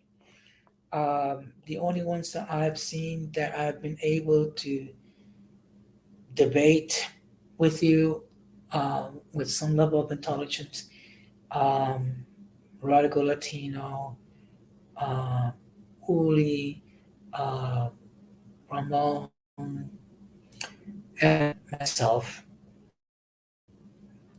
And I think the perfect example of that is when we have the discussion on my platform regarding whether or not the COVID 19 pandemic is a pandemic or it's over. Okay. We both express our point of views. Our point of views were based on facts, not emotion. And when everything is said and done, I have to concede, Denise, You were correct. I have no problem.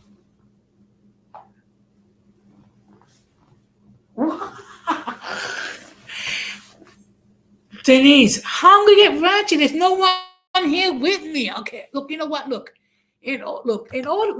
First of all, in order for me to get ratchet, um, I'll need someone here. Oh, you miss my earlier in the stream when I um mentioned some members of the peanut gallery that have had issues with me. Um, one being Anthony Ali, who got very disrespectful and referred to me as a Bruno Jose, talking about I was in my feelings, even though he removed me from his platform because Magic got paranoid. I was going to.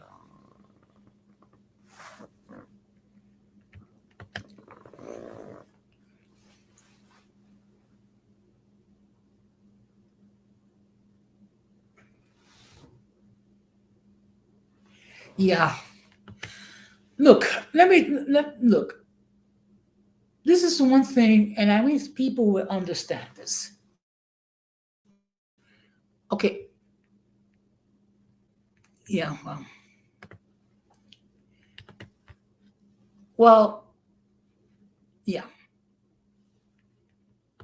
First of all, okay, I hear you. I hear you. I could say this: certain people I'm not gonna mess with anymore. Yeah, yeah, that's true. Certain people I'm not gonna mess anymore. Okay, but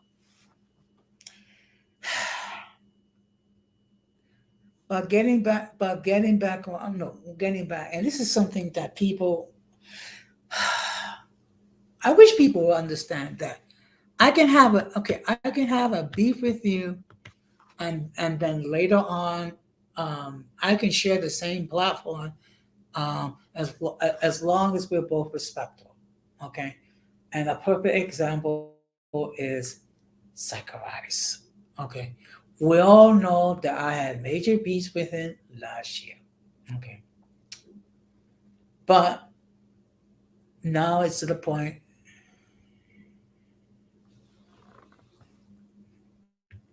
Okay, Anthony was doing a stream. We go, just basically a chill stream. So I decided to hop on the panel, and Magic Molanta got very paranoid and talking about, oh, talking about, oh, I hope you're not here to create drama. I say, I'm not here to create drama. I'm just here to have a discussion. That's all.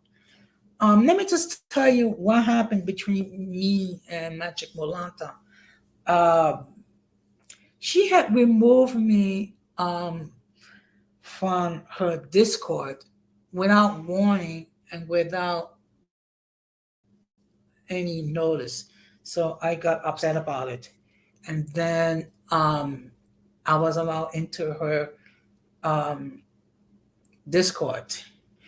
And then there was another individual that attacked me, and she allowed a video of Mulatto Vanguard attacking me, and I tried to address her. Yeah.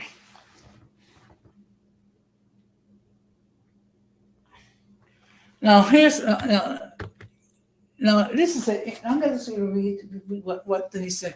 I don't understand how anyone have a beef with you. You're literally the most unproblematic personality on YouTube. You're basically two lines away from an angel. Well, I wouldn't go that way. Okay.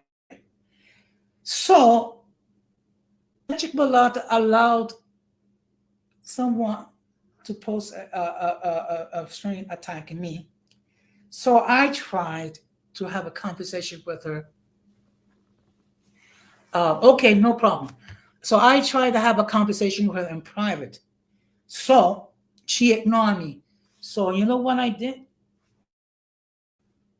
Being that she was not willing to address the issue,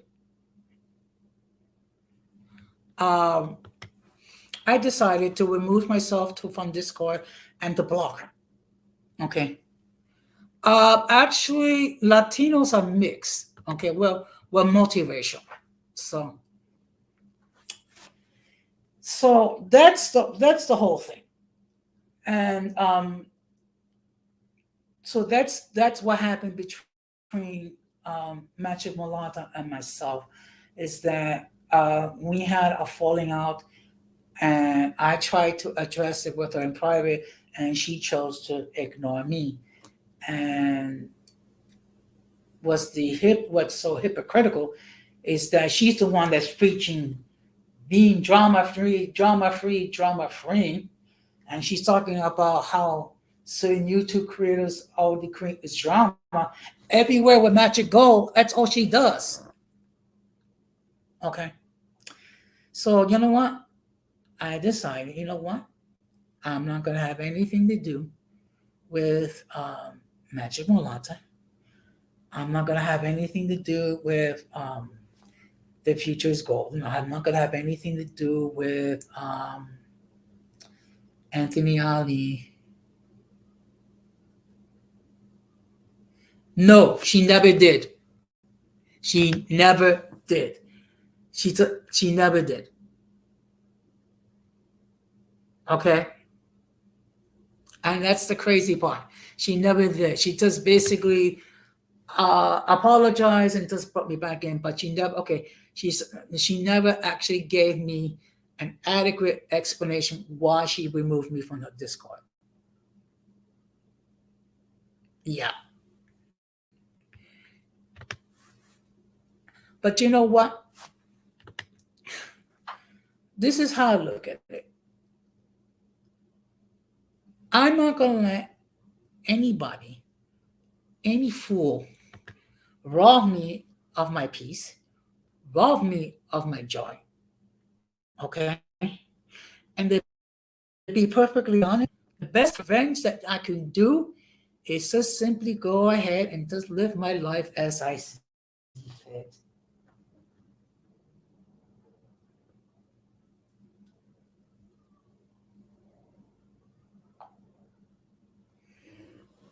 Yeah, I agree. I agree. I mean, this is what she said. I mean, she's entitled to move anyone with, but why is it that we're acting like toddlers in daycare? Can we? Well, you know what? I tried, Denise. I tried. I tried. She would not have anything to do with that. Okay.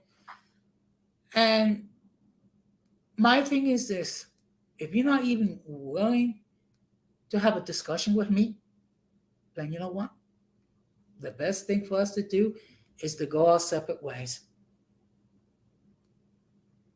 Okay. And that's my decision. I don't wish any ill towards any of these people, but I'm not going to deal with these people. Okay. And actually, I did a short stream Sunday morning um, for about 10 minutes. And to be perfectly honest, I was not overly critical. I just simply stated the facts. Okay.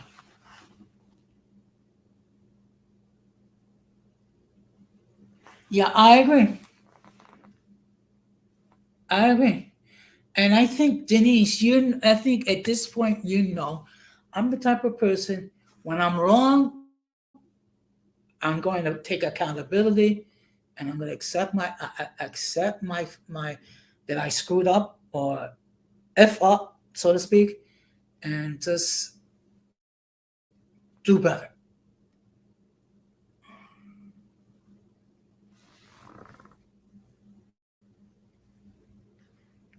Yeah, yeah. Okay. Um. Yeah, I agree. I'm just going to say the following in Spanish, and then I'll translate. Eh, a mí no importa si no caiga bien a ustedes. Mira, yo voy a dar a ustedes una oportunidad a tratar de conocerme. Si va a seguir con su bobería, Yo voy a decir adiós. Y aparte de mi vida, porque yo no quiero saber nada de ustedes. And for the benefit of those of you who do not know Spanish, I just simply say, you know what? Uh, if you don't want to deal with me, fine. Just leave me the fluff alone. That's all I'm going to say on the subject. Leave the fluff, leave the fluff alone. Okay? Because look, at this stage, I'm too old to be dealing with the peanut gallery. Okay? I am 60 years old. I'm going to retire in a few years. I may have to undergo surgery. Okay. And I'm going to bring up Denise, hopefully. What's up? Can you hear me? Hello? Can you hear me? Uh, Barely. Something going on with your mic? No, it's all good. Is it low? Okay. Can you hear me? Can you hear me better now? Yeah, I can hear you now. How you doing, daughter? Okay. I'm good. Just finished making dinner. Hmm. I don't know. This is so weird. I don't understand why, and I will never understand why we have like grown adults acting this way on YouTube for everyone to see. Like I said, everyone's entitled to like take out anyone from like their group. But I don't know. I'm starting to I see that there's like a lot of funny business on a group of people that I will not mention. It's just so weird. Like it's always coming from that sector. When it's not them, it's the slow tabs. When it's not the slow tabs, it's the Atari Queeners. Mental health well, is in it's just it's so um, weird. but you know what, daughter? You Mhm. had an appropriate term for these people, the circus. Yes, they are a circus. Yeah, a circus. I just like I because we've dealt with like a large amount of people, like our fair share of dramatic personalities, problematic people, people that have like a lot of. I think one of the uh if I had like the Infinity Gauntlet, I could wish anything with it. I would change from social media that everyone needs a psychological check in order to start a channel. Yeah, I we agree. don't need we don't need not everyone deserves to have like a forum. Like if you are unstable, you're not assertive, um I don't know, just and then I've seen people that are acting the same way and they have been like a decade on YouTube. Like for example, I'll give you like I'll use myself as an example so that people don't get triggered, right? Um when I started, that a lot of people love to like use a lot of profanity towards me, like say like disgusting things and throw racial slurs and stuff. So yeah, I'm not gonna deny it. Yeah, I got upset at some time, and sometimes I will answer and stuff. But then, as you mature as a content creator, you kind of just don't want to continue to like have the back and forth with people. Like you learn how to. I think by having constant interactions with people, like at this one, I barely read my comment section. Like I've had people like leaving me like dissertations on the comment section. I try, but then when I see folks that are like, if you hear my baby, well, I'm a mom, so of course he's gonna be in the background. But Yeah. I've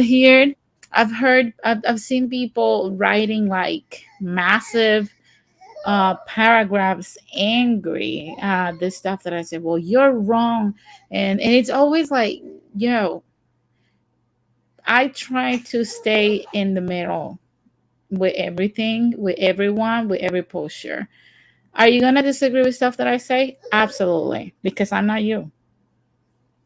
Does that make me Mhm. a hater? No. That just means I have a different opinion. Like when I started, that I was called anti-Latino. I was called racial slurs. I was a bitch. I was this. I was that. And it was just because I was saying that in our collective, we need to advance and evolve. Then when I started just listening to Black people's problems when it comes to marital status and their relationships, first by the ladies, I was called everything but a child of God. And then now by the men, everything but a child of God. So, and then if I say something else about the whole collective, like hip hop needs to die, drill needs to die, gangster rap needs to die, and I include myself. Like I've never just been exclusive. Like I know I've contributed by listening to like violent reggaeton. I listen to violent reggaeton, and I know that that music is not good for the youth. It needs to stop being produced. Yeah. So when I say these things, people only pick on what they want, and they just deposit all that anger towards you, and what happens is, and I wanted to take it that way, Jose. Like when you start making content, you can make content about an avocado and how much you love it, and people are gonna come at you and talk to you about why you don't like mango, like you're a mango phobic and you're a horrible person because you only love that fruit. So I think a lot of people in the world are very angry, whatever circumstance, and they go to specific niches of people to deposit their anger, and those people are the content creators or the influencers. So they go to these people to deposit their anger, and sometimes those same angry people become content creators themselves, so they can start spewing a lot of their anger. It's so Mhm. weird. It's so weird. Well, remember, Denise, we met during a disagreement regarding femicide, Hmm. and of course we no, of course I kind of felt a little. Let's keep it real. Felt a little triggered, but I figured, you know what? Let me give you an opportunity to amplify before I make a judgment, and I'm glad that I did that because one thing I've noticed, okay, in some ways we're complete opposites, okay, but in other ways we're very similar. Would you Hmm. agree? Yeah, I agree. Yeah. And one perfect example how we were able to be agreeable when we disagree is that when we did the stream regarding COVID-19 and Hmm. whether or not the pandemic was over. Oh, Okay. Uh, okay. So I'm not gonna lie, it sounded weird the first time I heard it. However, we were both able to discuss our viewpoints with facts. I And remember I have that. to I remember. and I went to the conclusion, you know what, Denise, you were correct. Yeah, it was because a lot of it was just like we have to. I think a lot of us generally do not understand the country we live in. We generally don't understand it, and I include myself because there's a lot of things I don't know. Give me 1 second, Jose. Sure. Yeah. But I do remember, and you know what? And it's like some people have lost art of being able to debate with facts without getting emotional. Yeah, Okay, and that's yeah. something that I have. Yeah. Look, I've had weirdos in the internet, people that for the sake of just not adding more logs of wood to this fire I will not mention by name, but I've had several individuals on these YouTube streets that are so weird that they have gotten upset about something I said like 2 years ago, and they're still going into streams that I participate or that I make with that chip on their shoulder just to try to like come at me in like different ways. Some nights or some days I am able to just have a normal conversation depending on if I have the energy to deal with their mental illness. And some days I just ignore them. Like they're not there because I mean there's only so much you can take. You're just one person and they're like thousands of people. True. So that's one of the main reasons why I believe like you should keep like a lot of your private life private. Like a lot of people think that because me and MK have thrown like 6 nuggets of our personal life out here that they know our lives. No, you know what we want you to know. We have a whole life you don't know anything about, and you'll never know. Like there's a lot of things that we kept private, like my pregnancy, for example. And I didn't announce my pregnancy. Nobody knew I was pregnant. And when my baby was born, nobody knew I was in labor. Nobody knew I gave birth. Only the people that are close to me. You knew because, of course, we have a friendship outside of these YouTube streets, but nobody else. There's a lot of things that because we have a lot of weirdos out here, they gotta protect. And one of those is your marriage, and then your children. Like you can't expose them to this madness. So do the same with with your channel. I will say just engage whenever you feel like to. Whenever you don't, then don't. And whoever gets mad or whatever, I mean, like I said, they're gonna get mad if you dislike a mango tomorrow. I mean, people are retarded nowadays. Yeah. Just let them be. Yeah. I still, it beats You know me what? why And anyone will have beef with you.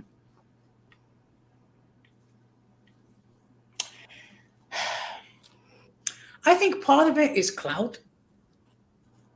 Mm, Part of it has some sort of a misconception of who I am because not many people know me. I mean, you, of course, know me because we actually talk outside of this platform.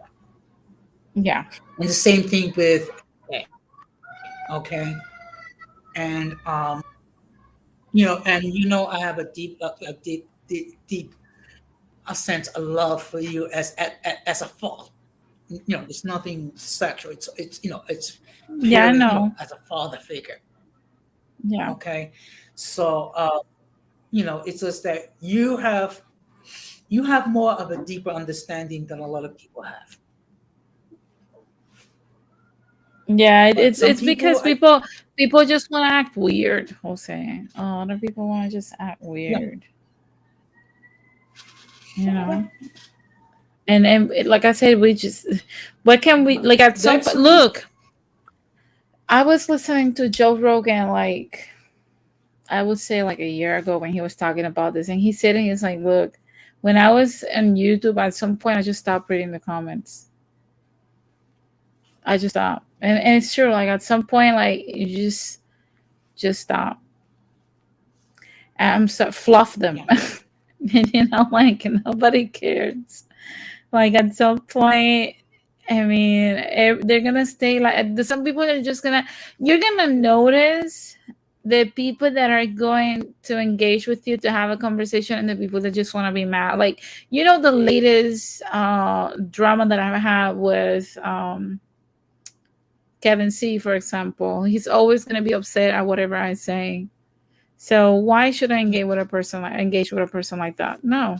And then some people were like, "Oh, like you disrespected him on the latest stream that you addressed him." Yeah, because he disrespected me first. I give what I get. You come at me. I don't do that more like I used to do, which is like I'm gonna give concessions to this person because they might have like a rough life or whatever. No, I don't give concessions anymore because it's too much. You come at me with going low, I'll go underground. mhm, That's just how it is. That's what people are gonna find, and that's what they're gonna fluff them. You know, it is what it is. And you have to be, remember with Psycho Ryans, the same thing you did. Yes, I agree with All Black everything when but he said if people I got look at what he to said. He admit, said if people will stop getting on streams for fluffery and use it for an actually purpose, then things will be a lot chiller. Yeah, like I think, the amazing things that we could do with a platform like this, like in the world we can connect with thousands of people. That's crazy. I have people listening to my streams in Russia, in Ireland, in Australia, Ireland. That's insane. People that are not in a million years without the internet, I will be able to reach, or they will never know my perspective on things. They will never know, and we can communicate. And instead of just focusing on that, people are interested on knowing what's your BMI, how many people you have had sex with, how many people you like, what's your race, how do you identify yourself, what's your sexual orientation. Like nobody cares. No, but like literally, like how are those yeah. things going to change your particular life?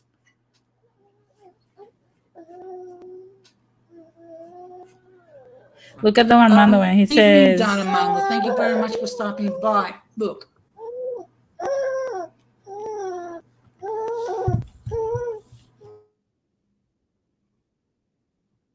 Okay. Grace, and I hope you're doing okay. But look, and I said it before, and I'll say it again. I mean, you was the one that inspired me to have my own platform. So obviously, a lot of what I did, I follow your template. The different changes and what have you make myself unique because I am unique.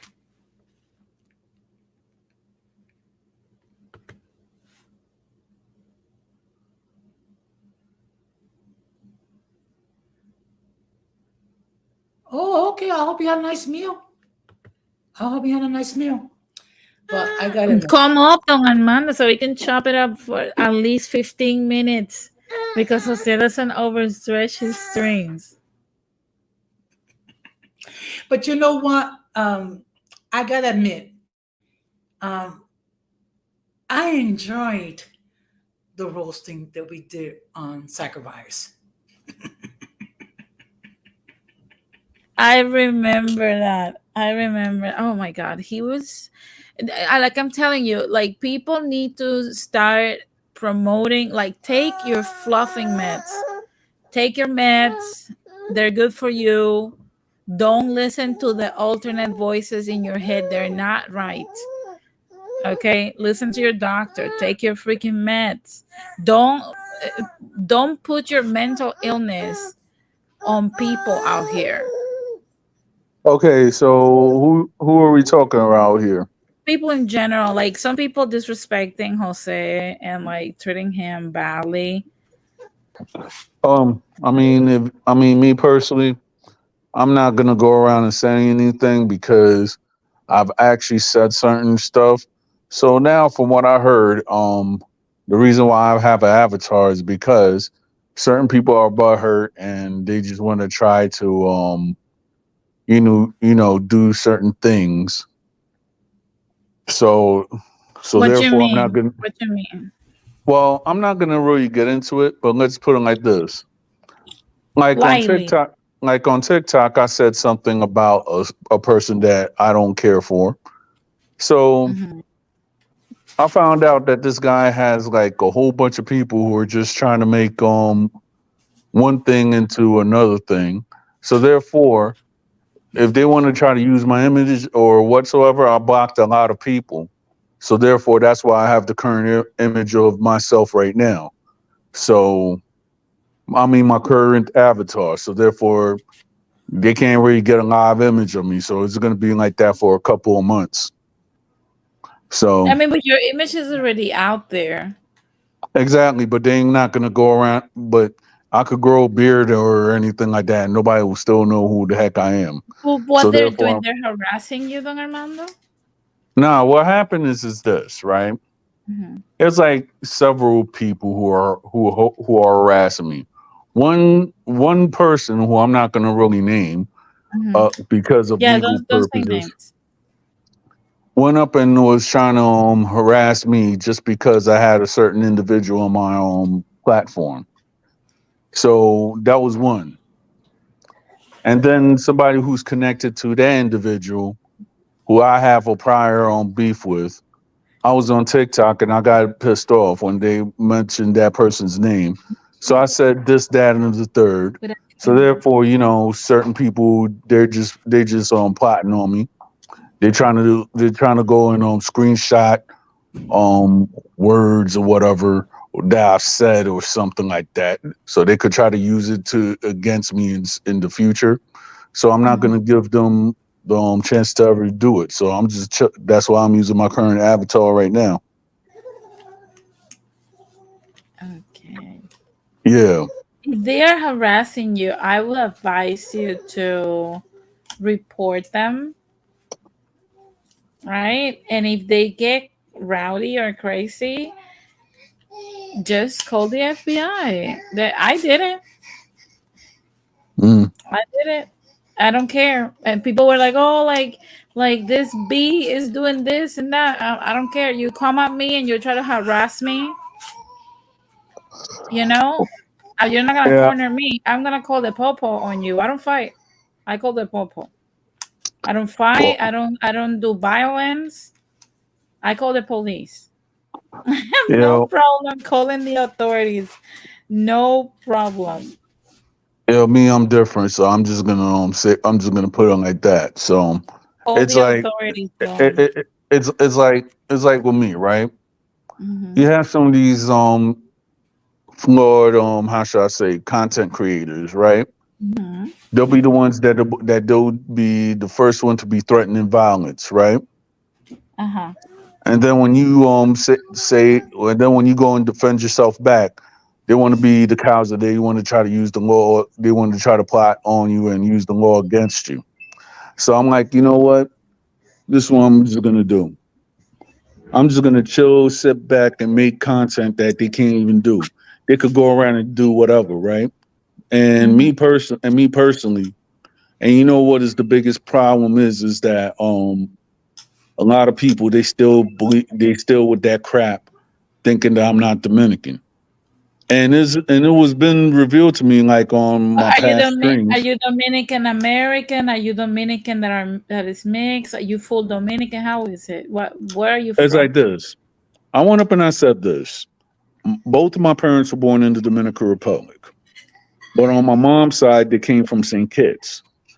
So what these so Oh, so okay, so what okay. these detractors are trying to say is that I'm just a kiddishin and I'm not a fake and I'm a fake Dominican. When the fact is, I'm like I went up and I showed my own info already in a stream, and You're you half still and got half. people who are You're yeah. half and half. Okay. Exactly. So therefore, in the aspect of these idiots, they want to try to say, "Oh, you're not this, you're not that," and I'm like, you know what?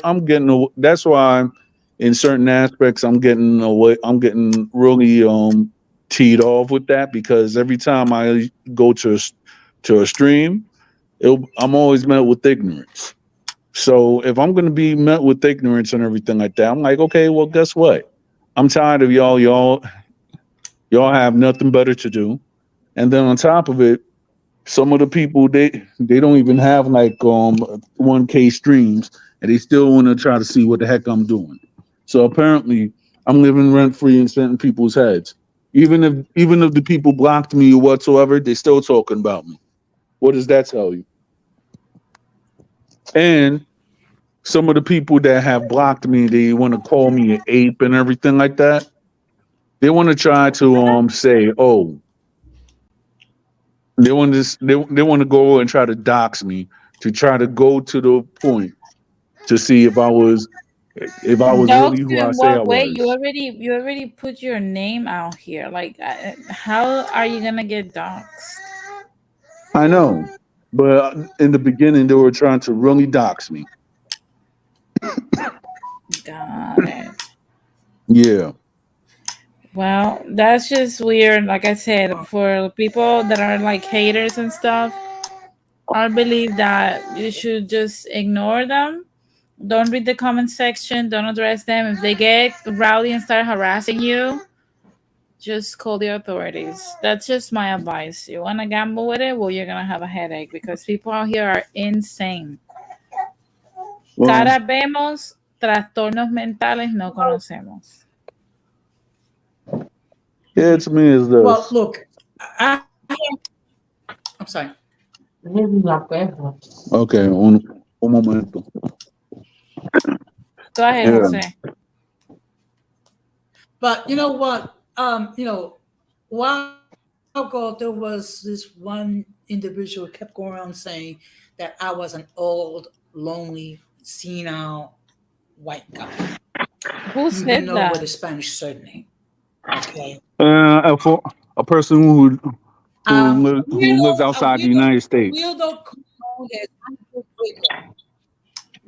who lives in Canada, does not know anything about the United States, but he's where he knows everything about the U.S. and he's the creator of the mulatto spear, and he's the mulatto king, and he's the mulatto this, and he's a mulatto there. But yeah, he has only 58, 56 subs.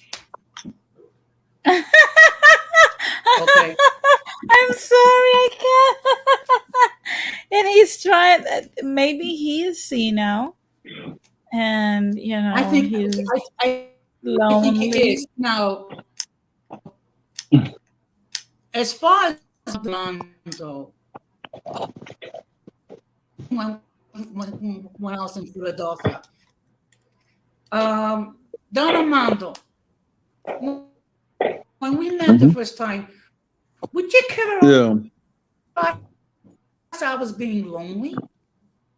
Nah, you actually sound like a man who is actually well reserved Okay. and educated. Well,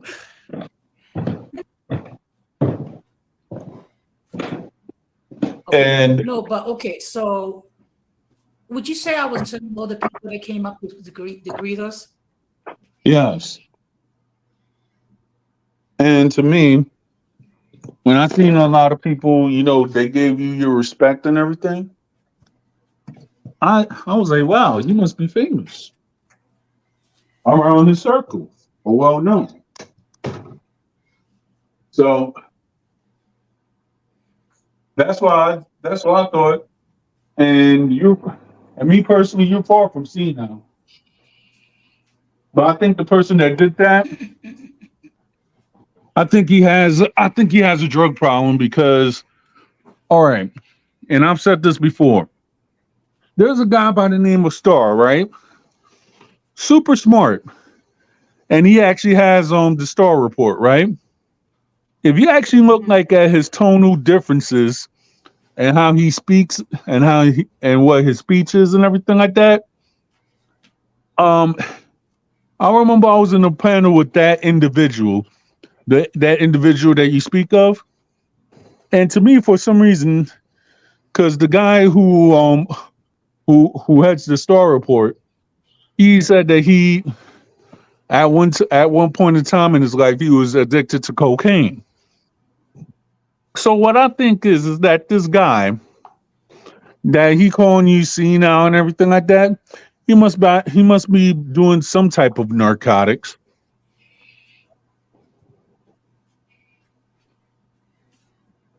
Mhm.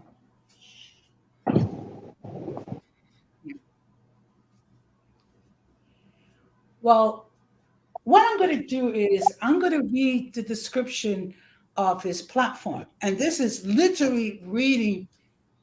This is what he put down on his platform. Mulatto Philosopher King. This is the official personal response channel of Hybrid Vigor, the father of the heteronormative mulatto movement. This channel is for me to post whatever I want, whenever I want, although I will have a critical thinking theme. It's a channel for dealing with loose ends, intra-community beliefs, and whatever doesn't fit our professional channels. Warning, it may get messy.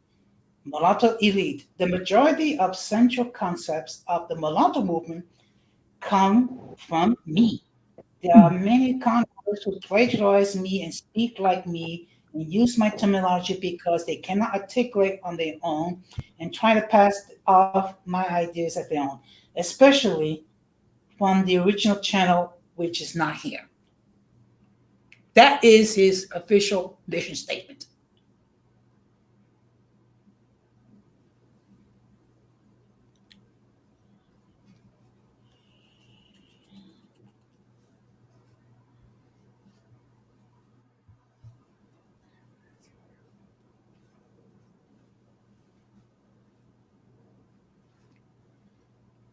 Okay. You guys here? Okay. Now I I'm Yeah, I'm sorry, understand. Jose. here. I was doing something else. You were citing something? I Yeah, was he was actually citing the description of one of of his his channel. haters. Oh, what happened? Just Okay. Well, first of all, he calls himself the mulatto philosopher king. who is Okay. that? The guy High that called grade. you Tina? Yes. Oh my God. And it's like I, everybody knows who I'm beef with, but I'm not gonna go say that person's name because it's funny that I could say whatever, right? But yet he went to go and try to threaten.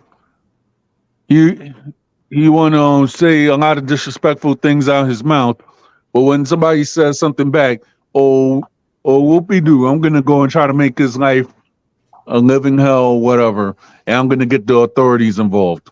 I was like, punks.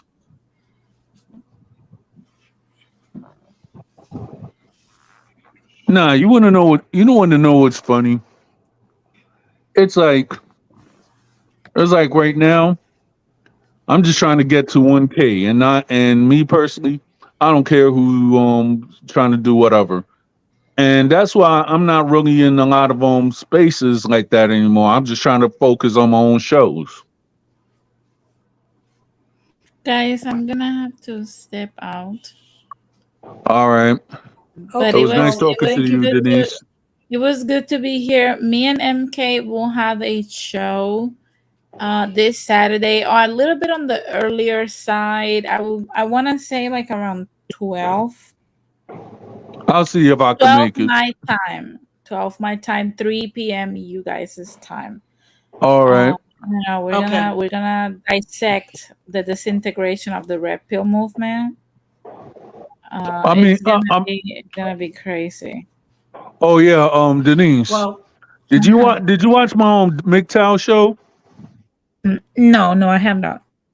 All right, nah, cause I did an interview with one of the guys who actually identifies MGTOW, JD Miles, and it was Ooh, actually a and it was I have actually to a good stay thing. as far as I can from those. No, no, no, no, no. But the thing is, though, he actually broke down the differences between MGTOWs and the incels. And what his thing They are was, they are incels. MGTOWs are incel people. no, they're No, not. No, they're not. That's what I'm trying. don't, That's what I'm trying don't, to. That's what I'm trying to don't, tell you, Denise. don't. They are. If you listen to my interview, this guy broke down the differences. So therefore, he went up and broke down the definitions also. So when they try to use it as a rallying point to go and try to put the MGTOW movement and the incels together, the guy actually broke it down to the point that MGTOWs has nothing to do with the red pill or the manosphere whatsoever. Yeah, So of therefore, course, an incel will never say loud and clear, "Oh, I'm an involuntary celibate," like, because no one wants to have sex with me. Like, imagine how pathetic that would sound out loud. All right, Like, but let's a give mix, but a mix, but the guy. hold on. No man alive, no one, no man alive, unless they're a priest. And there's even some priests that still will succumb. But let's say the rule of thumb, priests are the only exception. There's no man alive that's straight that will not have sex with a woman that wants to have sex with him. That's just simply factually not true. So when All I right. hear tell guys saying that they chose to be alone as French toast, you know that what they're basically doing is hiding behind the label of MGTOW because they're undateable individuals, either because they're too bitter to be dealt with and no woman wants no parts of that, because they're ungroomed, or they're ugly as fluff. That's just how Or it is. or you might get. This is one thing that I was trying to say about the MGTOWs, the differences between the MGTOWs and the incels. If you actually look at the There's no involuntarily difference, celibate Tom. movement, but Denise, listen to me. The incels, right? Never been with the woman. That's not true. No, it's true. The No, incels, if you actually look at the definition, are men that have never been with the woman. no, it's called Incels are the involuntary virgins. celibacy. They could have been with a woman, but they just don't know how to get women now. MGTOW, as a matter of fact, a MGTOW is an angry incel. I, as a woman, if I was single, I would take a blue pill insult over any MGTOW MFer any day of the week, because MGTOWs are just men that are deranged, unhinged out here. Imagine if you go listen to where this all originated, and I'm very familiar with this because he has Puerto Rican ties. If you go listen to Barbar, which is like noir MGTOW, Barber, I stopped listening to Barber when he started diving into uh blaming men that had kids and hating on men that had children, as his tax dollars don't have to pay for the child tax credit or the education system because people decided to have children. That is the state of the MGTOW community, and that is alarming. It's crazy as hell.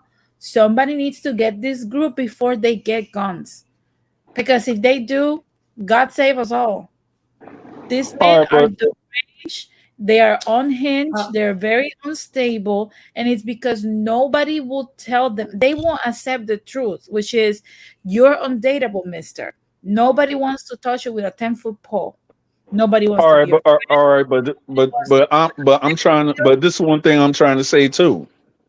But what people don't understand about the MGTOWs are MGTOWs are people that actually been with women, and they actually. And this is what the guy went up and said. Not he said that they understand women to the point that they actually respect them.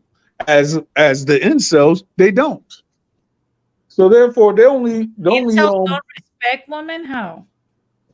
like, for example, right? The guy from my interview, he was saying like they understand what a woman goes through and everything like that. So therefore, he was saying like his movement is that he actually understands what women go through. So therefore, what he was saying as MGTOW men's going their own way.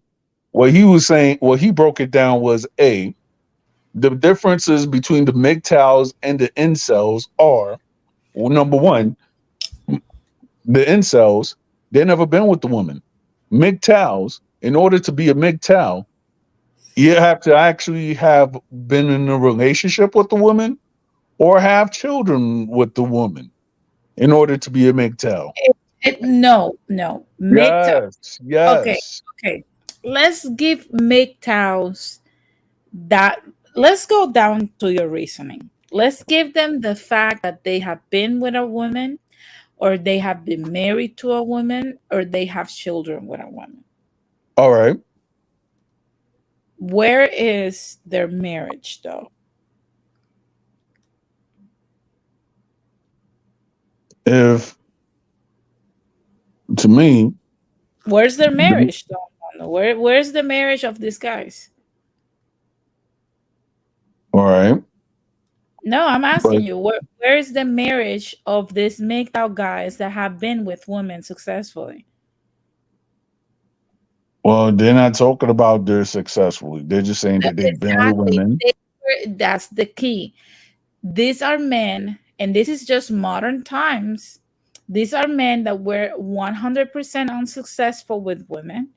And instead of looking inwards, because I'm gonna take it out of the guys, I'm gonna put it on me because, like I said, people tend to get triggered when I talk about, not you, Don Armando, but I'm talking about people in general. They tend to Right. feel attacked when we talk about them, right? Well, let's take it Hmm. out. If tomorrow MK gets rowdy and decides to sleep with another woman, yes, I will get upset. Yes, that will change the dynamics of a relationship in many ways. And yes, I will feel some type of way. It will cause a lot of disturbance in our relationship.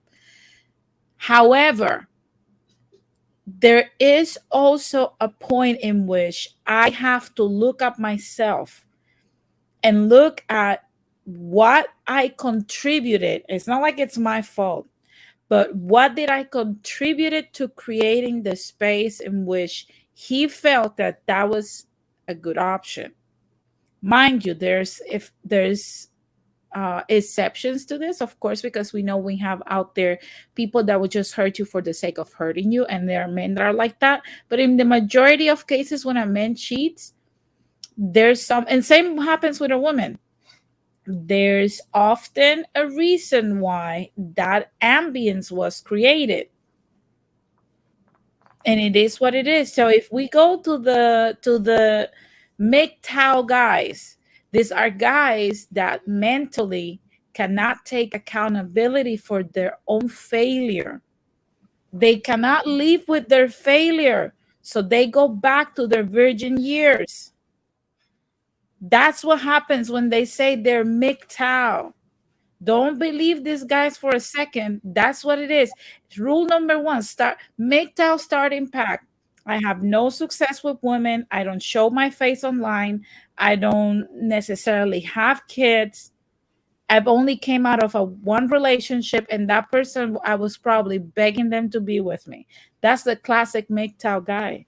I've seen them online. Like I told you, I used to listen to Barbara a lot until he started blaming people that had children for his own success in having children. MGTOWs, for the most part, do not have children. One of them, the most notorious one, is BGS. I like BGS's humor. He's hilarious. It's dark humor, but it's hilarious. But we can admit there is a reason behind why he doesn't show his face. His MGTOW. It's probably ugly as fluff. Denise, Right, fat as excuse hell me. too, and he has not seen his This Friday, winking years. You never know. Yeah, go ahead, Jose. Continue. this Fri- this Friday, I'm going to be addressing Fresh and Fit and the infamous remarks that they made regarding ABBA and Preach. Oh my god, yeah, that So was I'm going to disgusting. have a stream on it on Friday night. Me personally, So one thing, now it's going to be one, late for, well, it's late for me because I'm going to be. yeah, I might try to do a So I'm stream going to be about that on. also.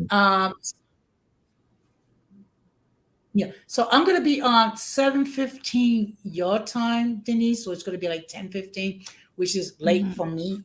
But one of the things I'm trying to do, I'm trying to do things differently. Like I'm trying to have like a late stream and do like some, give my reactions to certain acts of stupidity. And we gotta admit, what they said was monumental stupidity. Oh, there's so many things we can say. Look, this weekend we're gonna talk about how the red pill is crumbling and how everybody's running, like, those manosphere gurus and dating gurus are running away from it, like the rats escaping the Titanic when it was sinking. That's just how it is.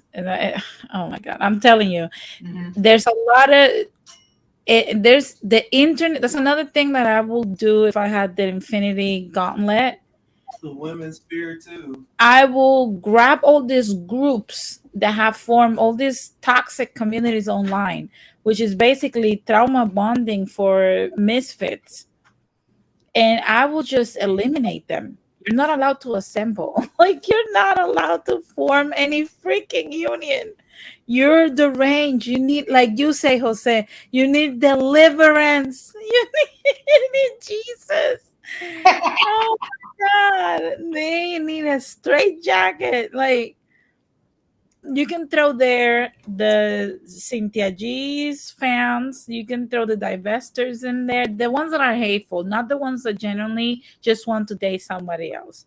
Uh, you can throw in there the majority of the red pillars, the majority of manosphere, all the MGTOWs. You can tell, you can throw in there so many people. The transgender that have periods now, you can throw them in Throwing there. Blood Moon also for not shaving. I don't So abide with that because that's just childish Oh, blonde. come Let's on. keep it mature. Blonde Moon's a troll, and I love her for trolling like that. She's hilarious. But going back to what I not, was not, saying, not all she's these garbage, groups, actually, in my opinion.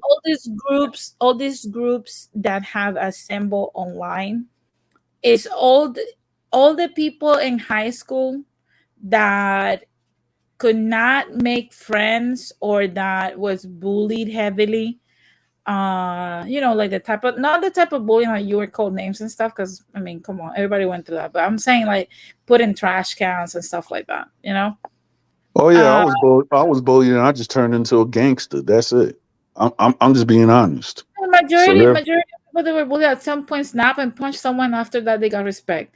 So I'm talking about the ones that were like unable to. All those people that they're just misfits, and they were hating on the king and queen of the prom. They hated on the quarterback. They hated on the cheerleaders. All those people, thanks to the internet now, are assembled together.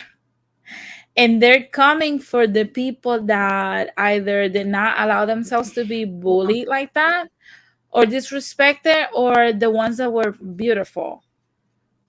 It's just so weird.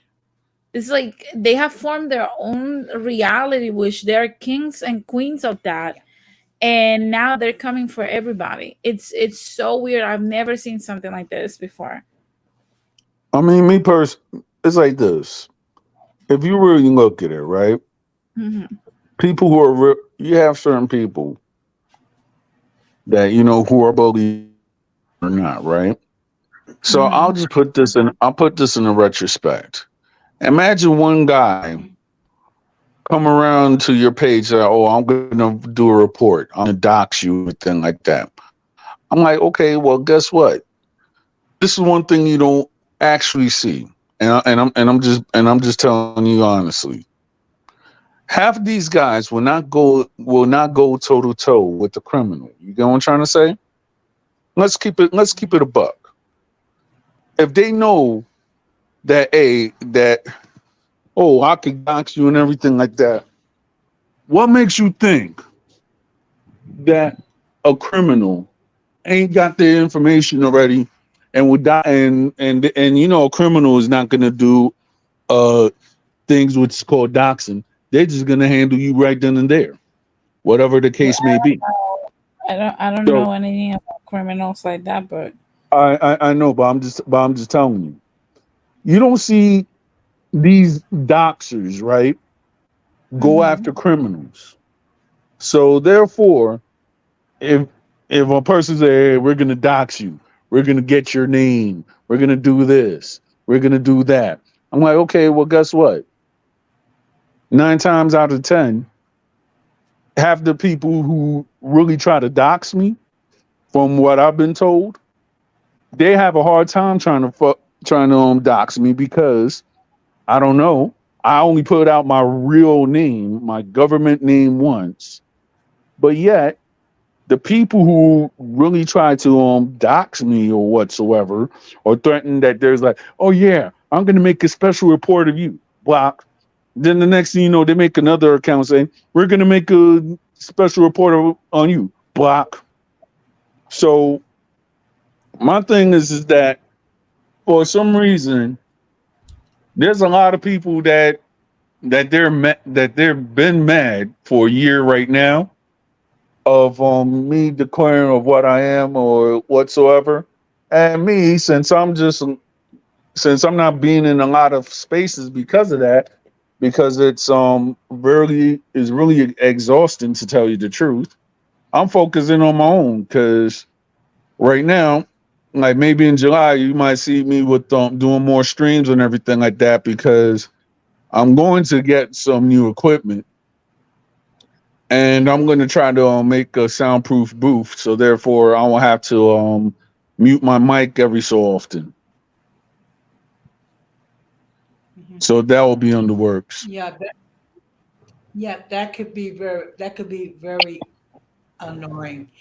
But of Anyway, guys, course, I'm I gonna step out. Okay, I'll okay. talk to you guys Thank later. you. Well, thank you Well, very thank much, daughter. you. No I problem, really Jose. appreciate you. Same. All Thank right. you for having me. Bye bye. Yeah, All right. Take care. you too. Yo, So so how's everything in the Bronx? everything is fine. I'm like I said before. It's just that somehow I get into a big to do with Anthony because Magic got paranoid, thinking I was going to attack her, and that was far from the case. So then I got removed from this platform. Now you have Anthony, getting on his, community tab, going on about me, and Malala Vanguard adding his commentary, whatever. So it's like the circus is being the circus.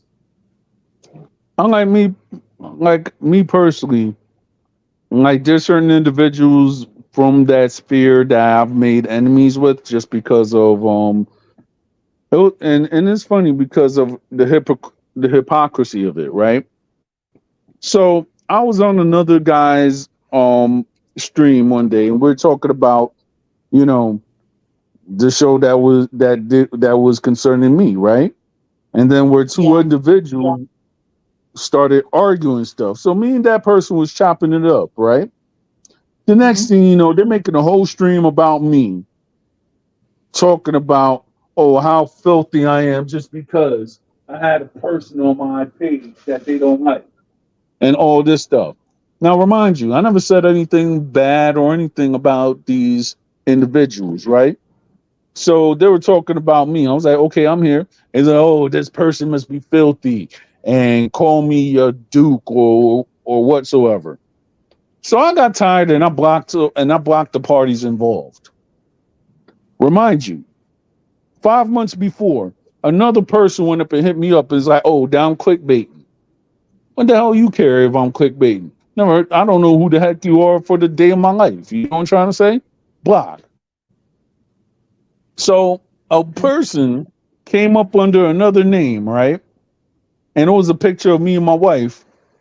We're celebrating our ninth anniversary. Hmm. The person's like, oh, we're gonna make a special report of you. I'm like, okay, block. So every time that somebody has said something stupid or what have you, I just go on a block party. Yeah. Because at the end of the day, I'm gonna try to be a content creator and see what opportunities I might have to better myself at not only as a content creator, but maybe better the lives of other people as well. And Hmm. me personally, if I'm gonna go be in these spaces where everybody's petting like school like kindergarten school children, I'm not gonna have any time for it because I dealt with all that crap last year. And People that still want to be in the crap and be in their feelings, I got no time for. It's gonna be to a point that you got certain people say, "Yo, what the heck happened to you? I'm doing my own thing."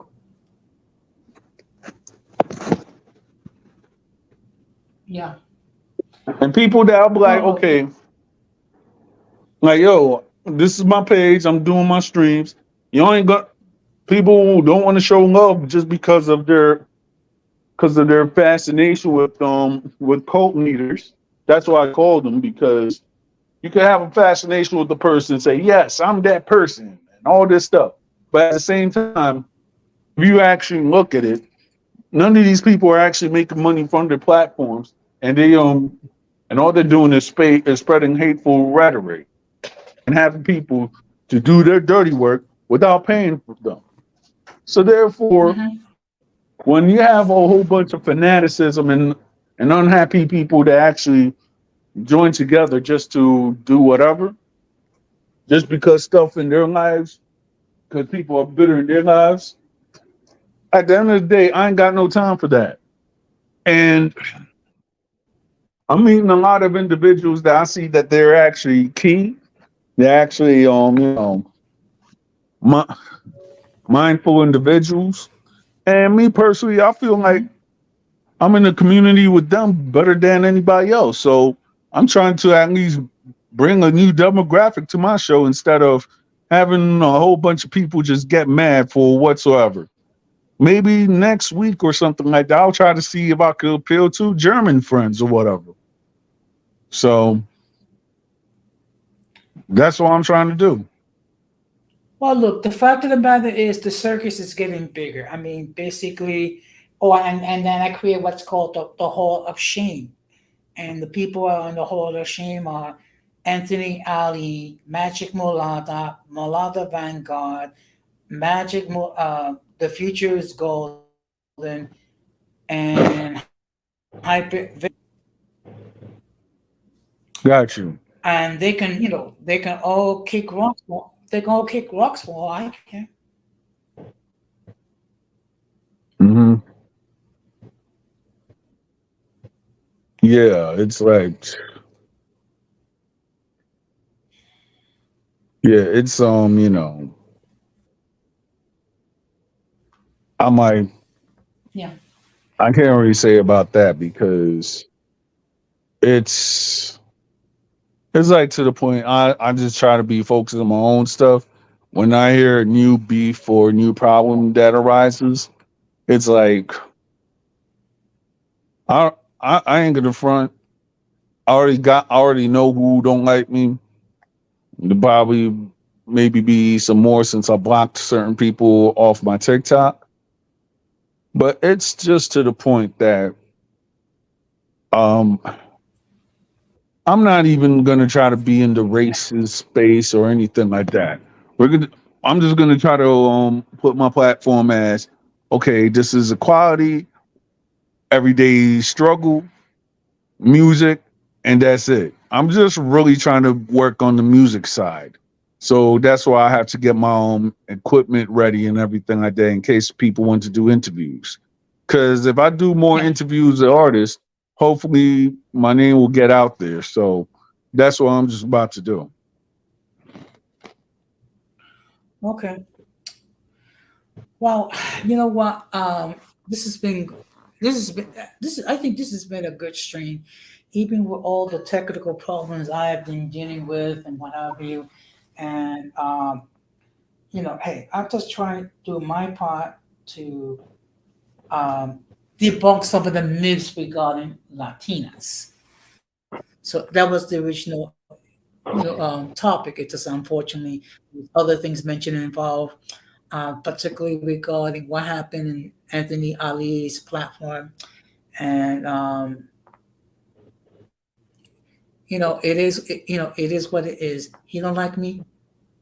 Who cares? Matt doesn't like me. I don't care. I mean, I have a huge support of people. So who are they? I Just a mean, bunch of I losers mean, that. yeah, well, Go ahead. Zacharias, he actually said what he said. So therefore, I actually looked into it and stuff like that. Did a little bit of my own research, and a lot of stuff that Zacharias have been saying is spot on. Believe it or not. So sometimes, so one thing I could actually say is that if people don't like you because you have like a non-confrontational attitude, you're not talking bad about anybody, and but yet they want to get into their feelings. 9 times out of 10, they might just do you better. They might just did you a better job by leaving them, by leaving you. You know what I'm saying? Because you don't know what negativity that they have in their thoughts or minds. So at the end of the day, just think of it as God taking moving your enemies away. That's how I see it. I do. Look, the fact of the matter is, I've been on for almost 3 hours, and I didn't even think I would last this long. And actually, it really picked up, like I was saying, within the last hour, which it just goes to show, um, sometimes things start pick up later. But look, I mean, this week I have three streams coming up. To a Thursday show, it's going to be a shout out to the Puerto Ricans because this Sunday is the Puerto Rican Day Parade. So I'm going to be highlighting some of the achievements that my father Boricuas have achieved. And because even though I'm mainland Boricua, I'm still Puerto Rican nevertheless. So I'm just going to stop to take final remarks. So, what are your final remarks regarding the whole topic regarding Latinas? I mean, if you actually look at it, right, when we have myths about Latinas and everything like that, it's not only the myths that people actually try to perpetrate in media and such. It's when you have people that could, I guess, quote unquote, pass as Latina when they're really not. And then they actually have acting roles where a person is in Hispanic area or something like that, and then they try to pass off as Latina. And then when a person who is not of Latino origin take these roles as such, a person that never really interacted with the Latino person will think that, oh, that's how these people act because I see it on TV. When the fact is way more broader than a person could think. So that's my cue on how Latinas are portrayed in media, finance, and whatsoever. Okay, well, thank you very much for stopping by. And just, look, when everything is said and done, Armando, just be the best version of yourself. That's all. Exactly. And that's the best form of revenge. So thank Mhm. you very much. So I'm just going to give you my final thoughts. All So right. which is I try to just to try to debunk some of the myths regarding Latinas. The main thing I want everyone to understand is not all Latinas are the same. I mean, Latinas from Colombia are different from Latinas from the DR and things of that nature. So, and I just want to give a huge shout out to everyone that appeared on the chat and everyone who appeared on the. Okay. So I'm going to be live this Thursday at 8:30 as a shout out to my fellow Boricuas. So that beats. Um, just let's try to be good to each other and let the circus be the circus. Okay. So Amen. thank you very much, Don Armando. And I just want to say thank you very much. And all are welcome to comment after the stream and what have you. And we'll take it from there. Thank you very much. This has been Bye. another episode of Uncommon Sense with Jose Negron. Wishing you all good night. Take care and peace. Peace.